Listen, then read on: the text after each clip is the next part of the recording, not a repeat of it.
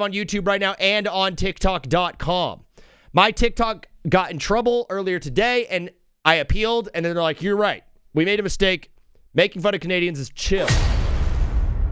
So we're back live on TikTok. We're live on YouTube. We're live on Twitch. Everywhere you go for the NBA postseason. Of course, we got to start with what we saw in Detroit. Like I said, we'll be doing live updates throughout this game. I'll get a little more into it once we get to the fourth quarter and see where we're at as Chet Holmgren hits it 2 and has an and 1 opportunity. I cannot stop staring at all of the white people in the crowd in Oklahoma City. They are all the same. The shirts are much nicer. I like these a lot more than the straight up royal blue. TB Waves, Suns in 5. Yes, sir. That's the kind of energy we want tonight on tonight's stream, brother. Let's go. Right back. I'll be here, but I won't be for active. All good, Oreo. You do your thing. Hang with the fam. They're wearing Loud City shirts right now in Oklahoma City. All of the white people are. You know how, like, some NBA players are like, hey, I want to play in Memphis because Memphis sucks? I don't understand people who don't want to play in OKC because they're like, I am the only black person in this entire city. Nice, Tybee Waves. You are awesome. Everyone that joins in tonight is absolutely awesome. The phone lines are open. It's 213-352-5216 as Shea Gilgeous-Alexander tries to get to the hole. Passes to Hardenstein. Lob City. Chet Holmgren finishes the dunk. It's a 12-point lead, 14-point lead now for Oklahoma City. In the first half of this game, Phoenix did look pretty good. They looked a lot better in this game in general than they did in game one. And the simple matter-of-fact part that I'm seeing is just a team that's not letting the Thunder get underneath their skin. Because this Thunder basketball team, they don't stop coming. Whoa, brother, oops. Daddy, chill. XD1, what up? XD1 just said Chet Holmgren's going to the Hall of Fame by the end of his career. That's crazy. I like it when there is a radio talk show that shows dedication. Yes, sir. Thanks, Tybee Waves. You're the man. Won't stop, can't stop. Chosen to do this. I can't stop just like the Thunder can't stop. They do not stop coming at the guy. They don't stop coming. Gosh, how do I put this? The Oklahoma, they're relentless. There we go. I figured it out. I got the words out. This Oklahoma City team is absolutely relentless, and in game one, you saw the Phoenix Suns let that get underneath their skin, and they slowly started to just give up in the game. I'm having real bad trouble with my chair right now. I'm sliding backwards. Himmy Not Jimmy is in here as well. Himmy Not Jimmy, big time Magic guy. The Magic did not play a good basketball game tonight. But before we get into that one, a little bit more on the first half of this game. Jalen Green has looked super aggressive so far. I really like the play from Jalen Green, but J-Dub has taken this thing to a whole nother level. I feel like J-Dub gets taller every time I watch him play basketball. Does that make any sense? Him and Jaden McDaniels, every time I watch them play, I'm like, that dude just got way taller. He didn't always look that way, right? And Nickeil Alexander-Walker has gotten shorter. Is anybody in on this with me? Stan says Brody Lakers in 5. Let's go, baby. Go Lake Show. I'm a Lakers fan, brother. The funny part on TikTok is, and someone said Hawks 4-2, what are you smoking? Nothing. Have you watched the games? It's 1-1. I had Spurs to win the chip. Can the Beta Trailblazers without Drewski? That sentence is in English. You got to speak in English, brother, so I could read it. Appreciate the attempt, though. Maybe I don't know. Are you allowed to go on TikTok if you can't read? When do people start to learn how to read? How old are you? 6? Do you think there's kids who are on TikTok before they can read? Absolutely, right? He is big. Thank you, Himmy. Paolo Banchero also gets bigger every time. Can they beat the Trailblazers without Wemby? There it is. The Spurs? Absolutely. The question of the day is going to be who's a better quarterback, Bryce Young or Trevor Lawrence? I want to figure out that. If you guys want to call into the show, it's 213-352-5216. The question of the day, continuing on from today's show, is who's the better quarterback, Bryce Young or Trevor Lawrence? That's our little NFL taste test, right? Because we just need a little bit of football in the system to just keep going as sports fans. Because NBA playoffs are awesome. NHL playoffs absolutely rule. Hey, the MLB is going on. The sports are really good right now. The sports are really good. But there's still a hole inside of my heart. There's a hole. I have multiple holes in my body. 1, 2, 3, 4, 5, 6, 7. 7 holes. How many holes do you have? Second question of the day. Hole count. Need SGA for 30 plus. Good luck. Hawks, LOL. Gustav. I got the Hawks beating the Knicks in a 6-game series. The series is currently at 1-1, and people think I'm the biggest idiot in the world. What happens when they go up 2-1 tomorrow? If the Hawks go up 2-1 tomorrow, then am I still an idiot? Am I still a big dummy? XD1 with a 49 stream streak. Brother, let's get to 50, dog. Wrong thing. How about this? Caleb said Lakers or Houston. Brother, I'm a Lakers fan. I would never go against LeBron or the Lake Show. However, I do think Houston does take the next 2 games that are in their barn. I think this thing gets knotted up at 2 apiece, and we get a real classic series. You have to understand the NBA is for show, right? So is the NFL. These things are made for television products designed around entertainment. It's not about the actual, like, hey, who's the best team out there? Let's compete on a level playing field. You want to know why? How come the only team that got extra rest in the first round of the postseason was the Lakers? Because they had the 41-year-old LeBron James and a 38-year-old Kevin Durant. And the league was like, hey, we need to let these guys rest. Also, we need to give them as much time as possible to get Luka Doncic back in. What the league wants is a talking point. This weekend, on Monday, what I like to do when I think about who's going to win NBA games, I like to think about first take on Monday morning, right? The NBA and ESPN are in cahoots. I'm going full conspiracy mode. I got my tin hat on. I got my foil hat on. Lob City. Isaiah Hartenstein with a slam. 14-point lead. When you think about who's going to win a game, think about Stephen A. on first take arguing with Cam Newton, and then the new white lady, that nice big white lady, that nice normal healthy white woman on first take. Imagine what they're arguing about. They're going to be arguing about Kevin Durant, LeBron James 2-2 series evened up. That is the topic of conversation on Monday's A block on first take. You heard it here first, TBWZ. I got the Rockets winning the next 2 games in that series. Although that pains me to say, I'm a realist. I'm a true ball knower, ball lover. Yes, sir. I think we steal one in their territory. Yes, Caleb. Jazz in 93. What about the Jazz in 93, Jackson? Are we just talking about the genre of music? Or the actual team, the Utah Jazz? 9 holes? No, XD. 1, 2, 3, 4, 5, 6, 7. Oh, 8, 9. Eye holes. I don't think your eyeballs are eye holes. Those are sockets, right? You wouldn't call your shoulder a hole.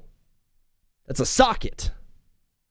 Guys, I know, I got that one. I got that one, XD1. I got the behind. I got both ear holes. That's 4 holes. I got both nostrils, 6. Mouth, 7. I have 7. I can't think of another orifice. That's the scientific term for body hole. Is the belly button a hole? Okay, wow, XD, you're just big, dude. You're gaping. Wow, that's inappropriate. It's still Magic in 5, said Ta. My notes on that game are pretty simple. The Magic won like 3 of the 4 quarters, right? I know it was tied after the first half. I think the Magic played great in the first half. Obviously, the numbers are a little bit skewed in the fourth because it was already such a blowout by that point, but they won the fourth by a lot of points. They just completely got blown out in the third quarter, dude. Wait, I meant my eye. Oh, okay, XD1. Jeez, I was thinking like, wow. It must take you like 10 seconds to pee a full bladder. You're just a geyser. Whoosh! After the first half, both teams had 12 blocks or assists. It was actually kind of funny. The Pistons had 8 blocks, 4 steals. Sorry, blocks and steals. The Pistons had 8 blocks, 4 steals, and then the Magic on the other end had 4 blocks, 8 steals. It was kind of fun for me. When I was looking at the numbers, I was like, oh, that's fun. I like silly numbers every once in a while. I like to get deep into the weeds and find a silly number here or there. OKC's got the ball after a 3 from Mr. Jalen Green, who stays hot. I think that was him. It's a 12-point lead for OKC with Shea Gilly driving, trying to get fouled. Can't. Chet Holmgren for 3. Absolutely in and out. Dylan Brooks with the rebound. Fast break for the Phoenix Suns. Brooks takes it all the way himself to the hole. Can't finish. Brooks with the rebound. Blocked by Holmgren. Wow, what a sequence. Connor Gillespie has the ball. Back to Booker. Booker to Gillespie. Gillespie in the corner to Jalen Green for 3. Misses. Hartenstein with the rebound, but fouled on the floor by Colin Gillespie. What is happening right now in this ballgame? Ant-Man, Batman, Superman, Wolves in 5. Rico Dean, right now, pinning that comment. That's the best Shannon Sharp in 5 rhyme that we have so far. If we can get a better one, that'd be good. But if we don't, brother, hey, we're good with that. The Magic played really, really good defense in this game. I know they lost. They held the Detroit Pistons to 98. For me, anytime in a playoff game, if you hold a team to under 100, you should go out and win that game. That is just playoffs 101. If you hold a team to under 100, I think you should go out and win that game. Unless you score 83, and you look absolutely abysmal doing so. The Orlando Magic had 3 points in the first 8 minutes of the third quarter. Let's just imagine that was the first quarter, and 8 minutes into the game, they only had 3 points. We would have all turned our TVs off and be like, yep, this is over. Goodbye. Done. 14 points again, just hanging around that 14 or that 12 number as Jalen Green dances on the outside, trying to get inside. Caruso's suffocating him on defense, but he does get to the hole, but ultimately gets blocked by Holmgren. Dream Dallas draft is get a high-end first for Pickens and draft BPA McCoy. You're trying to trade George Pickens? Guys, we have Jaden, my guy, my Dallas Cowboys fan. We do have someone trying to trade George Pickens after franchise tagging him. That is my favorite move fans like to make. Let's franchise tag this guy and then trade him. Gene Pocket, Tyler Lockett, Electrical Socket, Rockets in 7. Himmy not Jimmy from the top rope. From the toppity top. Brandon said, bro, Knicks in 5. Brandon, I have a phone line right above my head, dog. It's 213-352-5216. If you want to talk ball and tell me that the Knicks are going to win that series in the next 5 games, I don't know, brother. What I saw last night was Quinn Snyder figuring out the New York Knicks and Mike Brown having no answers for it. Unbelievable. Thank you for the follow. Cooper Flag, General Thrag, AR emptied the mag, Lakers in 5. Slade, wow. I'll try to come up with a really, really tough one for me. Like, how about, does anybody have one that starts with LaCroix? Drinking LaCroix. Coached by Coach Roy. That was terrible. Drinking LaCroix, Kendall Roy. Someone's toy. Wolves in 7. Figured them out how? In the first 3 quarters of the game, the New York Knicks shot 34 for 65. They were 54% from the field.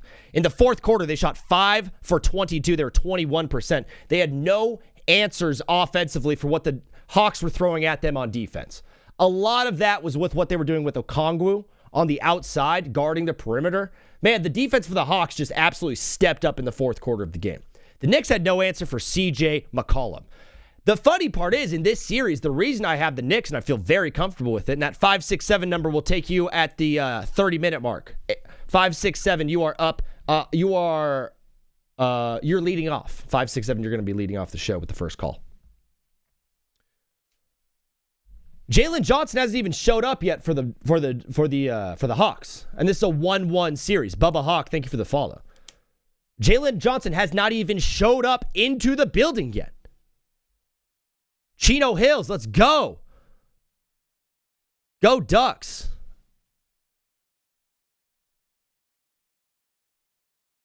Jimmy, am I being an idiot? What about Chino Hills? SC? USC?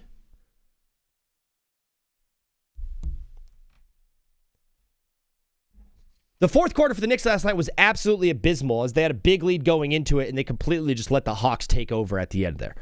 The Hawks were hanging around the entire game. They hung around in game 1 as well. I know the final score was a little bit deeper in game 1, a little bit more of a gash for the Atlanta Hawks, but they did not at any point in the game disappear. They hung around the whole time. Ultimately, CJ McCollum stepped into that villain role, which I did not have on my bingo card at the beginning of this series. I did not have CJ McCollum. Okongwu, there it is. I didn't have I'm here. I'm reading too many things. I'm so sorry. I got completely distracted. I'm going to stop talking and just read the chat. How do you feel about the Lakers defense in the fourth quarter? I thought it was fine. I didn't notice anything egregious. If anything, it got better as the game went on. The Lakers were very, very quickly double-teaming Kevin Durant when he got the ball. Kevin Durant was able to exploit that double team really, really well in the first quarter. So the adjustment that J.J. Redick made was a much slower double team. So instead of showing the double right away, they'd let Kevin Durant dance for a little bit and then show double late. The weird part for me was Ime Udoka did not adjust at all. Typically, when you see a double, the guys on the perimeter who are wide open now, because there's only 3 guys guarding 4, usually get closer to the ball handler and get into an open shooting position. The Rockets were just standing around. Perfect besides the Lakers. I got Lakers sweeping. BL Layton, my guy. Go Lake Show, dog. Gavin said Hawks 4-2. I'm going to just only talk about that then, I guess. I guess I'm only going to talk about that game. That home crowd in Atlanta is going to be insane tomorrow night. I'm so confused on what's happened in this game. I'm so annoyed. JD Walker, are you talking about the OKC Thunder game? What's happened was the Suns were playing a really good basketball game, and the refs absolutely took over and said, hey, we want OKC to win this thing, actually. It's a 14-point game. I think he's talking about the Stars game, as Devin Booker does put up 2 to make it a 12-point game. There's 4 minutes left in the third quarter. I'm a Suns fan. Nice, dude. BL Layton, that's awesome. What do the Suns have to do to get better? Because clearly they're not championship ready. Do we think Devin Booker could be the number 1 option on a championship team? That and more answered tonight on TBWZ Widescreen Radio. Jaden McDaniels is giving the Nuggets bulletin board material for no reason. Bubba Hawk. Yeah, he is. I don't know. That Wolves team has always kind of talked their talk. And look at their superstar. It's Anthony Edwards. Anthony Edwards, he's not afraid of bulletin board material at all. Jaden McDaniels is being tough, dude. He was just feeling himself. He had such a good game last night. Ultimately, clamping down. Now, I mean, Jamal Murray still went off, but Jaden McDaniels did play great help defense. The defense on Jokic was unbelievable in that game. Gobert and Julius Randle were putting on a clinic on Jokic. Did you see the clip of Julius Randle just poking the bear? Just poking the big Serb? Caruso 3? Thank you for the follow, BL Layton. You're the man. Blazers can win. Wemby is out. I think the Blazers could win this series. I do think the Spurs are still good enough without Victor Wembanyama to get through this series, but the Portland crowd is going to be going absolutely nuts with their cheap budget t-shirts. You think Pistons have a chance to win this year's championship? 4. Yeah, I do, dude. And I don't know if I did a couple games ago, but that defense tonight was unbelievable. If they could do that against the Magic, man, they could hold any team under 100 points. If they could hold a team under 100 points, they could win. But I do worry about that offense. Even this one, they only put up 98. That person just hung up. Whoever that was, if you want to call back, phone lines are open. Wolves win 1 game and their fans acting like they won the finals. It's kind of crazy. We were up 2-0, now it's 3-2. JD Walker, man, tough. Dallas Stars not having a good one. Jorge Sedano reporting sideline right now on Mark Dagna. If it's interesting, let me know, because I do not have the sound on my TV. Mogu is joined. What up, Mog? We have some news from college football with Kalen DeBoer signing a 7-year deal with Alabama at $87.5 million, which I find funny. It's very cool. There's some really funny language in that contract that basically they're trying to avoid the massive buyout that keeps happening in the NCAA football, which is fun, but we'll get to that later in the show. Also, do you guys remember the Kawhi Leonard aspiration thing with Steve Ballmer? Pablo Torre found out that the Clippers and Steve Ballmer were circumnavigating the salary cap to pay Kawhi Leonard extra money and not get anything in return for Kawhi Leonard with this aspiration thing. For the first time since this story is dropped by Pablo Torre, the Clippers do have an actual statement, and there has been a release from the NBA, and so we're going to be reading that letter later in the show. It's probably how we end things. You think Luka will come back for Game 3? 4. When I say 4, his name is 4. Luka's not coming back for round 1. Luka's not coming back this series. I'm not going to lie, dude. I don't know if Luka's coming back this year. What happens if the Lakers, let's say we win in 6. Let's say we win in 5. Win in 4, whatever. Okay? Lakers win. They beat the Rockets. Everyone's like, wow, LeBron really is the best of all time. Wow, he's 41. He's the best. He's the GOAT. Cool. Then we have a date with Oklahoma City Thunder? I'm sorry, Lake Show. We're not beating the Thunder. Unless they have some trick up their sleeve that is unbeknownst to me, the fan, that I don't know about. I don't think they beat the Oklahoma City Thunder at all. You said 7 in reach they could. Who? Luka? Things changed. We got a news report yesterday from Dave McMiniman, actually this morning, about this whole thing. There's a chance that Austin Reeves comes back before Luka, because Luka's hamstring issue, man, that's not one that we want to rush, really. The Austin Reeves oblique, they're like, yeah, we'll rush that one. We don't care about that. It's Austin Reeves. We're good. Bronny James. I forgot about Bronny James, too. Bronny James is showing out. Hey, The world now knows that name. He said, say my name. It's now a 19-point game in Oklahoma City, as it seems like the Suns might be done. The question is, do the Suns even get one at home? Because I don't think the Thunder are going to be like, yeah, let's do a gentleman's thing. I think the Thunder want a break. I think the Thunder are going to be pulling out all the stops once this thing gets back to Phoenix and going at it. Bro, Jake Ottinger basically gave the game then an empty net, and now he plays Matty Gold. Jeez. Just rough stuff going on right now for the Dallas Stars. As Devin Booker does get to the line. He looks... Oh, there's a black guy. I found one. I found one in the crowd in Oklahoma City. What a rare occurrence.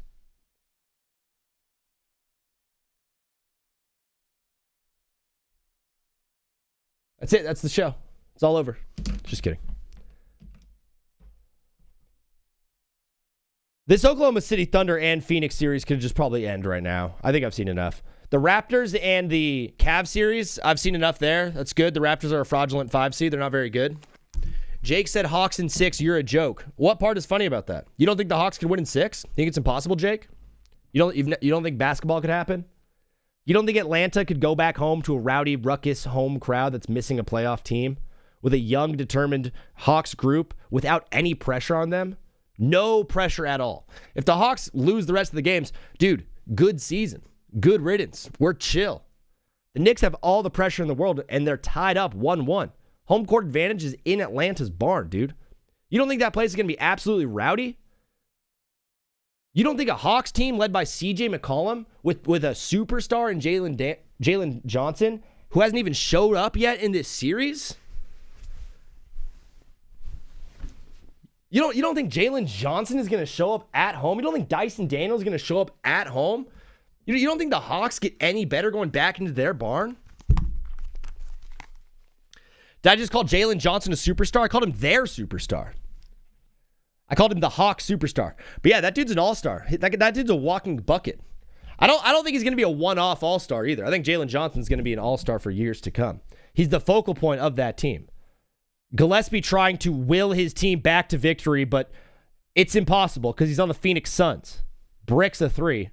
I said it before it even went out. I knew that was not going in because it was Colin Gillespie. He's on the Phoenix Suns.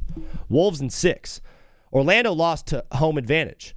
No, they still have it, Magu. There's 3 games left in Orlando, just like the Hawks have 3 games left in Atlanta. If the underdog wins one of the first 2, they instantly steal home court advantage. That is the fun part. Honestly, you've heard the old adage that a series doesn't even really start until you get a road win because of home court advantage. Man, we forget so quickly how much home court advantage is a benefit in the playoffs, dude. All of your team steps up when you're back at home. And your superstars go out and get buckets whenever they need it. Your veteran guys go out and get buckets on the road or at home. That part doesn't matter, right? It's all of the other guys, the role players around the stars that show up at home. You know, Jalen Johnson has not showed up yet in this series. I expect him to have a really big game tomorrow night. Dyson Daniels is another guy who had a good game 1. He's had a couple good halves, some good runs in there. I expect him to step up. CJ McCollum is playing at an unbelievable level right now. I haven't seen him play this well in years, dude. When's the last time you saw CJ McCollum play this well? Was he still in Portland? Alex Caruso just fell flat on his face trying to recreate the Wemby injury from last night. Suns ain't winning a game, dog. Frank Moff. I think they could win 1 at home, but yeah, probably not. At this point, probably no. But like I said, right above my head, it says I made these picks before round 1 even started. So, Wolves going game 7 is casual.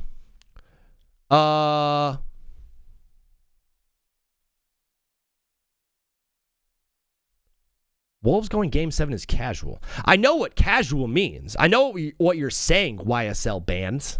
I know what you're implying. You're saying I don't know ball. You're saying it's a bad take that the Wolves and Nuggets is going 7. Yeah, you're casual for thinking it's 6. Oh my gosh. The old 1 game difference. Forgot about the 1 game difference. You go from ball knower to absolute idiot casual by 1 game. Crazy. I forgot how quick things can turn. Yeah, I think Nuggets do make it in 6. I wouldn't be surprised if the Nuggets win the next 2 games.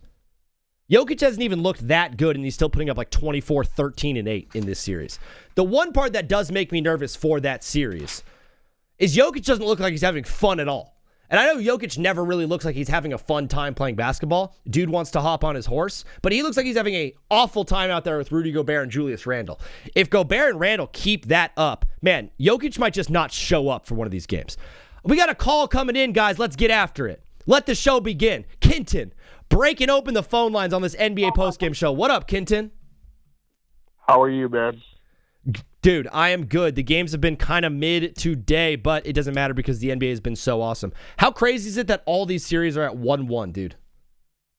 It is insane. It is insane. I don't know. I love me some playoff basketball, so this is... What series are you most... As a fan of the game, it's always great to see. Absolutely. Kenton, what series are you most locked in on? Because obviously my Lake show, I'm in on that, but the Timberwolves-Nuggets series has been unbelievable. And the Hawks-Knicks, bro, cinema. Hawks-Knicks would be mine for sure. It's been cinema. Knicks fans are absolutely roasting me alive for thinking the Hawks can win the series. Where are you at with that one? Dude, as a fan of CJ McCollum, I just love CJ McCollum so much. I probably don't truly believe that he's going to win, or they're going to win, but I'm going to root for him for sure. Give me the Hawks. Give you the Hawks, dude. My thing is Jalen Johnson hasn't even really showed up yet, and it's going to go back to Atlanta. I think he does have a big game, but how awesome would it be if this thing does go back to Madison Square Garden, Game 7, and like at the dagger, it's CJ McCollum putting New York away? Dude, I know. Yeah, that'd be insane. They're like, I want to see some more from like Nikhil too. Like he's been so good this year, and like getting to see him play is always great. The defense in the fourth quarter for the Hawks was unbelievable. New York shot 5 for 22 from the field. It was like 17% or something in the fourth quarter. A lot of that was just Nickeil Alexander-Walker on the outside, and Okongwu getting in passing lanes, playing a really good game. That's a team without a traditional big, and Okongwu is stepping up at that 5 spot. Yeah, 100%. Honestly, I think if that series goes to 7, I might go to New York for the game. Like, no joke. Oh, okay. You're going to go to the Garden or just like hang out outside with all the other guys? No, I go to the Garden and watch the game. Dude, that'd be awesome. I don't know if I'd rather be in the Garden or like outside hanging out with all the New Yorkers yelling bing bong and go New York, go. Yeah, that would be insane. It's just that'd be crazy. I'm going to Game 5. San Antonio, so that should be fun. That one will be fun. That one will be official. I hope Wemby plays in that game, dude, because I'd hate to see him miss multiple games, dude. 100%. Yeah, by Game 5, he should play. I would hope. I had a Spurs fan call in, and they're like, I don't care how bad his head hurts, needs to get back out there. I was like, that's the attitude we need in the playoffs, brother. Kenton, bro, thanks for calling in on this late night show. Anything else for the people on your way out? Whoever is Gatorade's media guy needs to get fired, because what I saw out of Karl Anthony Towns after he drank the Gatorade was terrible. They have that new like mashup flavor, and they're all obsessed with this new flavor. Bro, but you see, like Karl Anthony Towns was like making a face, like he's like, "What is this? This is so good." He was just so zesty with it. Could you make it any more obvious that you're getting paid by? Like, it's ridiculous. They're bad actors, but they're good ball players. Kenton, you're the man, bro. Thanks for tuning in today, and we'll talk to you again soon. Yes, sir. Peace. All right. See you, man. This guy knows ball, but Knicks in 7 as a Celtics fan. I can see Knicks in 7 or Hawks in 6. I can see it going either of those ways. I see it getting knotted up at 2 apiece at some point in this series. I do see it. Actually, I can see the Hawks going up 3-1. I know. I like that team a lot, man. They play a really, really good brand of basketball. They don't have really like a hole on their team. The only part I would say is like troubling is the fact they don't have a big, like a traditional big, but New York doesn't really either. I would really be curious if Mitchell Robinson should get more run for the New York Knicks. Maybe taking advantage of the fact that who's the Tony Bradley is the biggest guy that the Hawks have off the bench. Get out of here with Tony Bradley. I'm not doing that. No! I'm not doing that. 5 for 22, another reason why Knicks will never win a chip. I'm down to call, said Hunter. What's up, dude? If Jalen Johnson performs better, I feel like Hawks could win in 7. I feel like if Jalen Johnson performs better, what's he averaging right now? 14? 15 in this series? That's a 24-point per game night. That guy gets 24 a game in his sleep. I think we will see an improvement from him going back to Atlanta. The question is, what are we going to see out of the Wolves tomorrow night with that thing going back into their barn with all the momentum going that way? Jokic looked very frustrated with Gobert and with Julius Randle the entire time. The one part that slightly worries me about that, you have two guys who are putting most of their energy towards defending Jokic, and those are two guys that you need on the offensive side. Not Rudy Gobert, not as much, obviously, but I need Julius Randle to put up points. Or else you're just completely relying on Jaden McDaniels and Anthony Edwards to score all the buckets, and DiVincenzo. Are we going to get a 30-point DiVincenzo at some point in this series? Fellas, are we going to get a 30-point performance from Dante DiVincenzo at some point in this series? Raymond said Thunder 4-1, crying, laughing emoji. Yeah, that one probably wasn't the best pick. It's all good. Everyone makes mistakes. Mind you, all season, bro averages a double-double. It's true. Jalen Johnson is a problem averaging a double-double all season. He is. Yeah, Randall needs to step up, especially since Ant isn't 100% because of his injury. Nabil, Ant Edwards, like every once in a while is limping around and doesn't look great. This is now going to blow up to it's a 25-point lead right now for OKC, if you guys were wondering. These are previous to playoffs beginning. Yeah, so right above I think it's right here above my head. It says predictions made before round 1. These were all before the games even started, Raymond. Does that make me no ball or more? Is that more ball no? Is that no more ball? Or is that no ball? Nabil with the follow. I guess that's the answer. Yeah, Raymond just said yeah. I'm like, okay, yeah. What up, JD? Yeah, of course. Hunter, the phone lines are open, fellas. 213-352-5216. If you want to talk a little bit of ball, I am your man. I haven't had anyone calling in and talking about the NFL draft, so I'd love to talk NFL draft if anybody wants. Oh, dude, Knicks Dante DiVincenzo was awesome. JD, what up, bro? How are you doing, dog? I'm pissed off. JD's mad. Why are you mad? Don't get me banned again. Because, okay. Because Jake Ottinger, bro.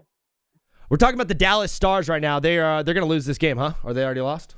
No. If we come out and we score in the first 10 minutes, we'll be fine.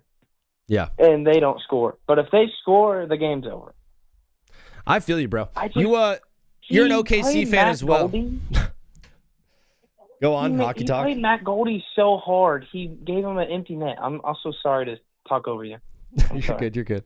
Dude, you're a frustrated fan. It's the reason I do this show. Is like I want a phone line for people to call in and just voice their frustrations or their love for their team or their adoration. JD, on one end, your Dallas Stars are letting you down, but on the other end, OKC looks pretty good in this game, dude. They got a 24-point lead.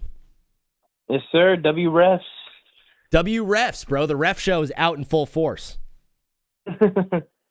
It's a pretty good one, and they're wearing a lot. They're wearing much cooler shirts this time around, JD. Oh yeah, those are our City Connect shirts. Yeah, the shirts are way cooler. The blue ones from Game 1 were just not my style, brother. I don't really like our I don't know what type of blue it is, that lighter blue. I'm not a big fan of it. It's like a royal blue almost. Yeah, but it's not a good royal blue. Like a good royal blue is BYU. Okay. I like that royal blue. That is a nice blue. Would you rather have BYU blue or Dodger blue? This is an important question. BYU. BYU blue. What about Chargers blue? I don't like any California teams. So. All right, JD, thanks for calling in the show. We're going to keep it rolling here. The Angels are good. The Angels are good. I like the Angels. There we go. My guy, JD, absolute beast. Brother, what was the question of the day? Oh, it was very inappropriate. Bryce Young or Trevor Lawrence? It was Bryce Young or Trevor Lawrence. Did you give your opinion there? Do you want to give it one time for the people on TikTok who might not have heard it? See, that was a hard one because Trevor Lawrence has made it to the second round of the playoffs, I believe, right? Okay. I think, I don't want to talk about that anymore. He did a big comeback, and so But overall, right now, I think Bryce Young is better. Okay. But overall, career, it's Trevor Lawrence. Yeah. You had to mention the comeback, the 33-3 comeback. I totally forgot that was on the Chargers. I'm so sorry. JD, Mr. Forgetful over here, always forgetting things. I've never met a Chargers fan. So. Oh, brother, that hurts my feelings a little bit as well. JD, unbelievable job, brother. Thanks for tuning in tonight. Thanks for calling in. Dude, let's go Stars, bro. On a power play? Oh no. Yeah, let's go Stars. Minnesota's on a power play, but let's go Stars. Right. Keep us updated in the chat, JD. We'll see you around, bro. Yes, sir. See you. Peace. My guy JD calling in, talking a little bit of Stars hockey. Dom said, why Hawks beating the Knicks? What? I don't know. I see two very evenly matched teams. I don't know about you. Are you a fan of either team? Because when I just watch both these teams play, there's not a whole lot of difference for me. If you just blurred all the faces out and didn't know the names, these teams are the exact same. What is up, brother? You are live on TBWZ Widescreen Radio. What's your name? Where are you calling from? Lakers Nation. It's Mog. It's my guy Mog. What up, dog? Lake Nash. Yo, that game was so lit last night. Yo, I'm telling you, I had to stay up and watch the whole thing. I'm not gonna lie to you, it was so lit. I had seen Braun block KD. They didn't call it. It was a foul. I don't even care. That block was still tough. I don't care about none of that. If it's LeBron blocking KD, they should never call that a foul. You should be okay with it, right? Or I don't care. I don't care if it's a walk down. I don't care if he was chasing. I don't care if the ball was levitating in the side and LeBron just was flying down towards it, bro. That block was clean and everything. Mog, you want a stat for you? Since 1995, here are the top 5 NBA organizations in terms of playoff victories. Celtics at 5, Heat at 4, Lakers at 3, Spurs at 2, and number 1 since 95, LeBron James. The man, myth himself. He's got more playoff wins than any organization since 95, and he got drafted in 03, so they had an 8-year head start. I mean, I don't even gotta say too much. I don't even want to debate about him being the GOAT. I ain't even gonna lie to you. Jordan, we're just watching greatness. I don't see him doing this at 39 plus. No. What? Mog, what do you think about the Victor Wembanyama injury? Do you think that the Blazers have a chance in this series without Wemby, or do you think the Spurs are still going to be good enough? I think the Spurs could still clap them. They don't got a traditional big man now, but I think that the Spurs could still clap them because they got Steven Castle. They got a good rounded team. They just need a center. Yeah, and Luke Cornett is not bad either. He's the guy inside. He stepped up big for the team. Mog, we've got a bunch of series that are knotted up at 1 apiece. What series are you most interested in outside of the Lakers-Rockets series? I'm going to kick this one out immediately, yo. OKC versus Phoenix is one of the bootiest series, yo. Every night it keeps ending horribly for Phoenix. It's just funny. I know you watch these games, bro. It's so bad. 106-86, bro. It's so bad. Do you think there was any team, from the play-in teams that last night that was in here? You remember the troll I'm sorry for cutting you off. You remember the troll last night that was in here saying that the Suns cleared at OKC and they'll make it to the finals, yo? Yeah. My God, bro. It's not looking good for not OKC, Phoenix, bro. They're just... No, it's not at all. Do you think there were any of the Western Conference play-in teams, like who got eliminated? The Warriors and the Clippers? Do you think any of those teams would have stood a chance against the Thunder? I actually think the Clippers could have played better. I'm not going to lie. I think the Clippers actually would have won one. Yeah, who's had a more sad season right now? I know the Suns are about to get swept in 4. Is it the Suns or the Clippers who missed the playoffs? Well, question: would you rather miss the playoffs and get a better pick, or make the playoffs and get swept by the Suns or the Thunder? I think that I'm not going to say the Clippers would have had a chance because I think that they would have got swept too. But I do think that I'd rather get kicked out and take the pick. Yeah, because you're a smart man. You need to be a good owner. Mog, before you go, question of the day. I don't know if you already answered it. Bryce Young or Trevor Lawrence? Who's the better quarterback? Shout out to that boy Trevor Lawrence. He's doing his thing now. He finally picked back up. He's not playing booty anymore. That Travis Etienne train was crazy, but in the free agency. But I will say that Bryce Young is better. He proved that he could be better. His wide receiver's not even that good, and he still kind of played better. So I will say Bryce Young is better. We got another vote for Bryce Young. Mog, you're the absolute man, bro. You know that we're live every single night. You're always jumping in here, dog. I just appreciate it and much love to you, bro. We're going to keep it rolling. Yes, sir. Have a good night. God bless, bro. Peace. My guy Mog, he'll be in the chat. Bruins34 said Houston not winning 3 games. Ha, ha, ha. I think they win the next 2, personally. Wait, JD Walker, is that true? Do we have breaking news on this show right now? Does anybody...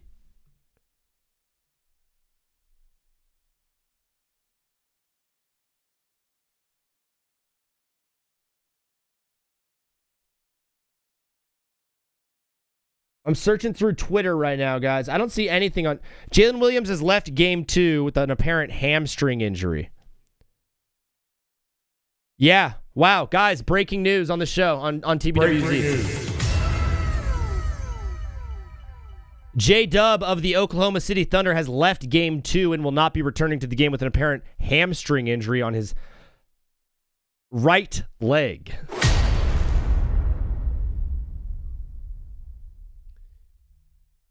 He went down awkwardly after trying to go up for a layup, and it was when he was landing, he instantly grabbed at his left hamstring.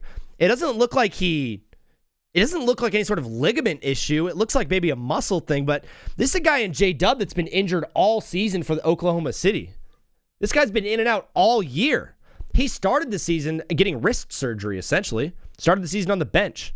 He had the shoulder issue early on in the year. Man, this guy's been banged up all season. If they lose J-Dub, man, that is tough because he's clearly the second option on that team. Luckily, it's not the same leg that's been hampering all year. Ike, thank you. That's some great knowledge. Ike, ball knowledge alert of the day. Thank you, Ike. I just saw J-Dub Twitch when it landed. Yeah. He didn't look very good. J-Dub on Twitch would be awesome. Yeah, phone lines are open, Hunt. Prayers for Dub, bro. Lake Show might be able to win. Yeah, let's instantly start talking about the Lakers' chances now against Oklahoma City. Lakers fans, let's not just blow past the Houston Rockets yet. We still have a tough series with Houston. On paper, Houston is still a better team than Los Angeles. I'll put it that way. They don't have the best player. They don't have LeBron on their team. But players 2 through 5, I'm probably going Houston on that one. Gang, if we get Luka back, bro, we got a chance, maybe Austin. I got Austin. JD, this is not my fault. Brother, what up? You are live on TBWZ Widescreen Radio. What's your name? Where are you calling from? Hello, brother. No answer. He missed the smoke. He was ducking smoke. What is that? One time I was going into a gas station, and there was a fight going on. There was an argument between a man buying Black and Mild and the Indian cashier guy. And he's like, man, you ducking smoke. And I was like, what does that mean? Maybe someone could call into the show and let me know what ducking smoke means. No, I'm kidding. Shohei's base streak just ended? Oh, no. Slade, do you understand that Shohei Ohtani, like, I have trouble looking at him. I have trouble talking about him. I have trouble thinking about Shohei Ohtani. I'm a diehard Angels fan. My first love was not a woman. It was Jesus. Second love was the Anaheim Angels. That is my team through and through. Shohei Ohtani was on my team. The greatest player of all time. Babe Ruth was on my team. Steal from Jalen Green. Goes up and misses the bucket like an idiot. But gets the rebound. Goes up and misses the bucket again like a total idiot. AJ Mitchell, great defense. Shams just said before that Reeves is back game 5 first round. I heard reporting that they are thinking about potentially getting Austin back into 3-on-3 and 5-on-5 sometime this week. They're looking at Friday to get him back initiated into like basketball contact and some 5-on-5 drills for Austin Reeves. His is an oblique issue, right? So that's this part of your body. Everyone show me your oblique. Pretend I can see. Come on, everybody. Come on, feel it now. Shine on your brother, everybody get together. Time to love one another right now. What song is that? The oblique injury is one that, like, he could play through a bit of pain on an oblique injury. So if it comes down to it, like, Austin Reeves can get back into this game and try to be competitive for the Lakers. Right now, JJ Redick is dialing it up very well with the rotations that he has. We'll see what the team looks like going on the road in Houston. I don't think they're going to look as good as they did at home. Like, Marcus Smart's playing an incredible series right now. Luke Kennard is playing incredible. I don't think those guys have the same exact numbers that they do on the road in Houston. That That team might be over it. We might be looking at that Houston team as like, this team doesn't care anymore. This team's out. That city wants this. That city in Houston believes they could beat the Lakers. That building in downtown Houston at the Toyota Center is going to be loud. They're not going to just roll over and be like, oh, we're down 2-0, we lose. No, bro, that team has Amen Thompson on it and Kevin Durant and Alperen Sengun. If you ranked the best players in that series, it's LeBron number 1, KD 2, Sengun 3, Amen 4. You might even get a Jabari in there or before you even get to a Laker. I honestly think the Lakers team can win without Reeves or Luka. If it goes 2-2, I'd get Reeves. I'd want Reeves, Michael. I'd want Reeves. Go Lake Show, baby. I'm a Lakers fan. Follow if you love the Lakers. Or follow if you don't. Follow if you hate me. Actually, if you hate me, definitely follow. That'll definitely help you out. You'll be like, oh, this is good. Good guy to follow. Wow. If we win one on the road, keep Reeves and Luka out. That's kind of my thinking too, Mike. That's kind of my thinking. And Michael's on top of it with this kind of stuff. Michael knows ball. My thinking, though, JJ Redick and LeBron James have dialed something up that Ime Udoka does not seem to have an answer for right now. The defense that the Lakers played, I'd never expected this team to hold the Rockets to under 100 points, let alone the final yesterday. Did we hold them to under 90 points? Am I tripping right now? Why do I not have this open? His name is LeBron James. I find it funny that all the series are tied besides the 5-4 series. Yeah, they held them to 94 points. 98 points in game 1, 94 points in game 2. The defense for the Lakers has not been good. Remember at the beginning of the year, we were like, dude, the Lakers offense is one of the best we've ever seen, but the defense stinks like crap. Oh my gosh, I could smell it from over here. And now I'm looking at this Lakers defense like, wait, who is this team? Who is this team? I hate when Chet Holmgren drives to the hole. He's too lanky. How is he lankier than Wemby? Does anybody know? I think it's just because he's pasty and white and he blends in with the court. Low-key, Chet the same color as the court right now. So is Alex Caruso. Caruso would not be the... Dude, I do this horrible thing to Alex Caruso where I'm like, he would not be a good basketball player if he never played with LeBron James. What up, Oreo? We're popping over on YouTube, dude, if you want to go over to YouTube. Shout out to everybody who's watching the show over there. Absolutely love you. I think it helps if you like the stream. So maybe click like on the stream on YouTube if you want to help me out. Timberwolves are taking this one Chief. Chief is the most degrading thing you could have tried to call me, Swindle, whatever your name is. Without Luka and Reeves, our defense is so much stronger, but offense is weaker. I think the defense was good at the back half of the season. I think if those guys were in this game, if they were both in, maybe we'd let up a couple more points, but you're right. Yeah, we would be putting up at least 120 on the Houston Rockets, who just seem to be absolutely over it. For me, this series for me has I know we're talking about LeBron James being 41 years old and being the best player on a playoff team and willing his team to victory. And that's all really, really cool, and I dig that, obvi. But it's JJ Redick, dude. JJ Redick has absolutely done something this... Oh, it's a 10-point game now in OKC, by the way. 100 to 110, 3:46 left on the clock. We kind of got a ball game right now. The JJ Redick's just been able to push the right buttons, dude. And it seems like he's out-coaching Ime Udoka, which I did not have on my bingo card. Timberwolves figure out how to gas Jokic and Jamal. Jamal had 31 in the last game. I think Jokic had 24, 13, and 8. I will say defensively, Gobert and Julius Randle are playing really good defense on Jokic, Swindle. I don't think you can figure that guy out, but holding him to 24 points is good. The big part is you held him to 8 assists. That's where you won the game, is neutralizing him in the passing category. Because if he does have double-digit assists, they're going to win that game. That's how he wins. Jamal still had 31. Aaron Gordon didn't really show up in this game. None of the role players showed up. It was a game that Minnesota looked really good. And it wasn't like Denver didn't show up. Minnesota didn't let them in the building. Minnesota was just playing unbelievable defense. This has showed me, and Michael, you got some good stuff, bro. The phone lines are open, yes. Phone lines are open. It's 213-352-5216. Showed me, though, with Luka and Reeves, this series would have been a sweep. It might even still be. True. Dylan Brooks is carrying. That's hilarious. How much time is left? About 4 minutes. Shea is finding an open guy in the corner every play, and they missing. Ike, that's kind of what happens down the stretch, dude. Kind of what Shea just has to take over, but no one, dude, he's the most clutch player in the league. He's the most clutch player in the league. He's going to take over. He's going to do his thing. I'm saying figured out how to tire them out. They made them guard all day long in every action. Yeah, Swindle, that's low-key a really important part of the series, especially with that Nuggets team that's so top-heavy between Jamal and Jokic. Tiring them out. You did win the game in the fourth quarter, so it does make sense. Swindle, good ball knowledge, dog. Lead went from 26-10 with 3 minutes left and 5 minutes. This thing just turned so quickly.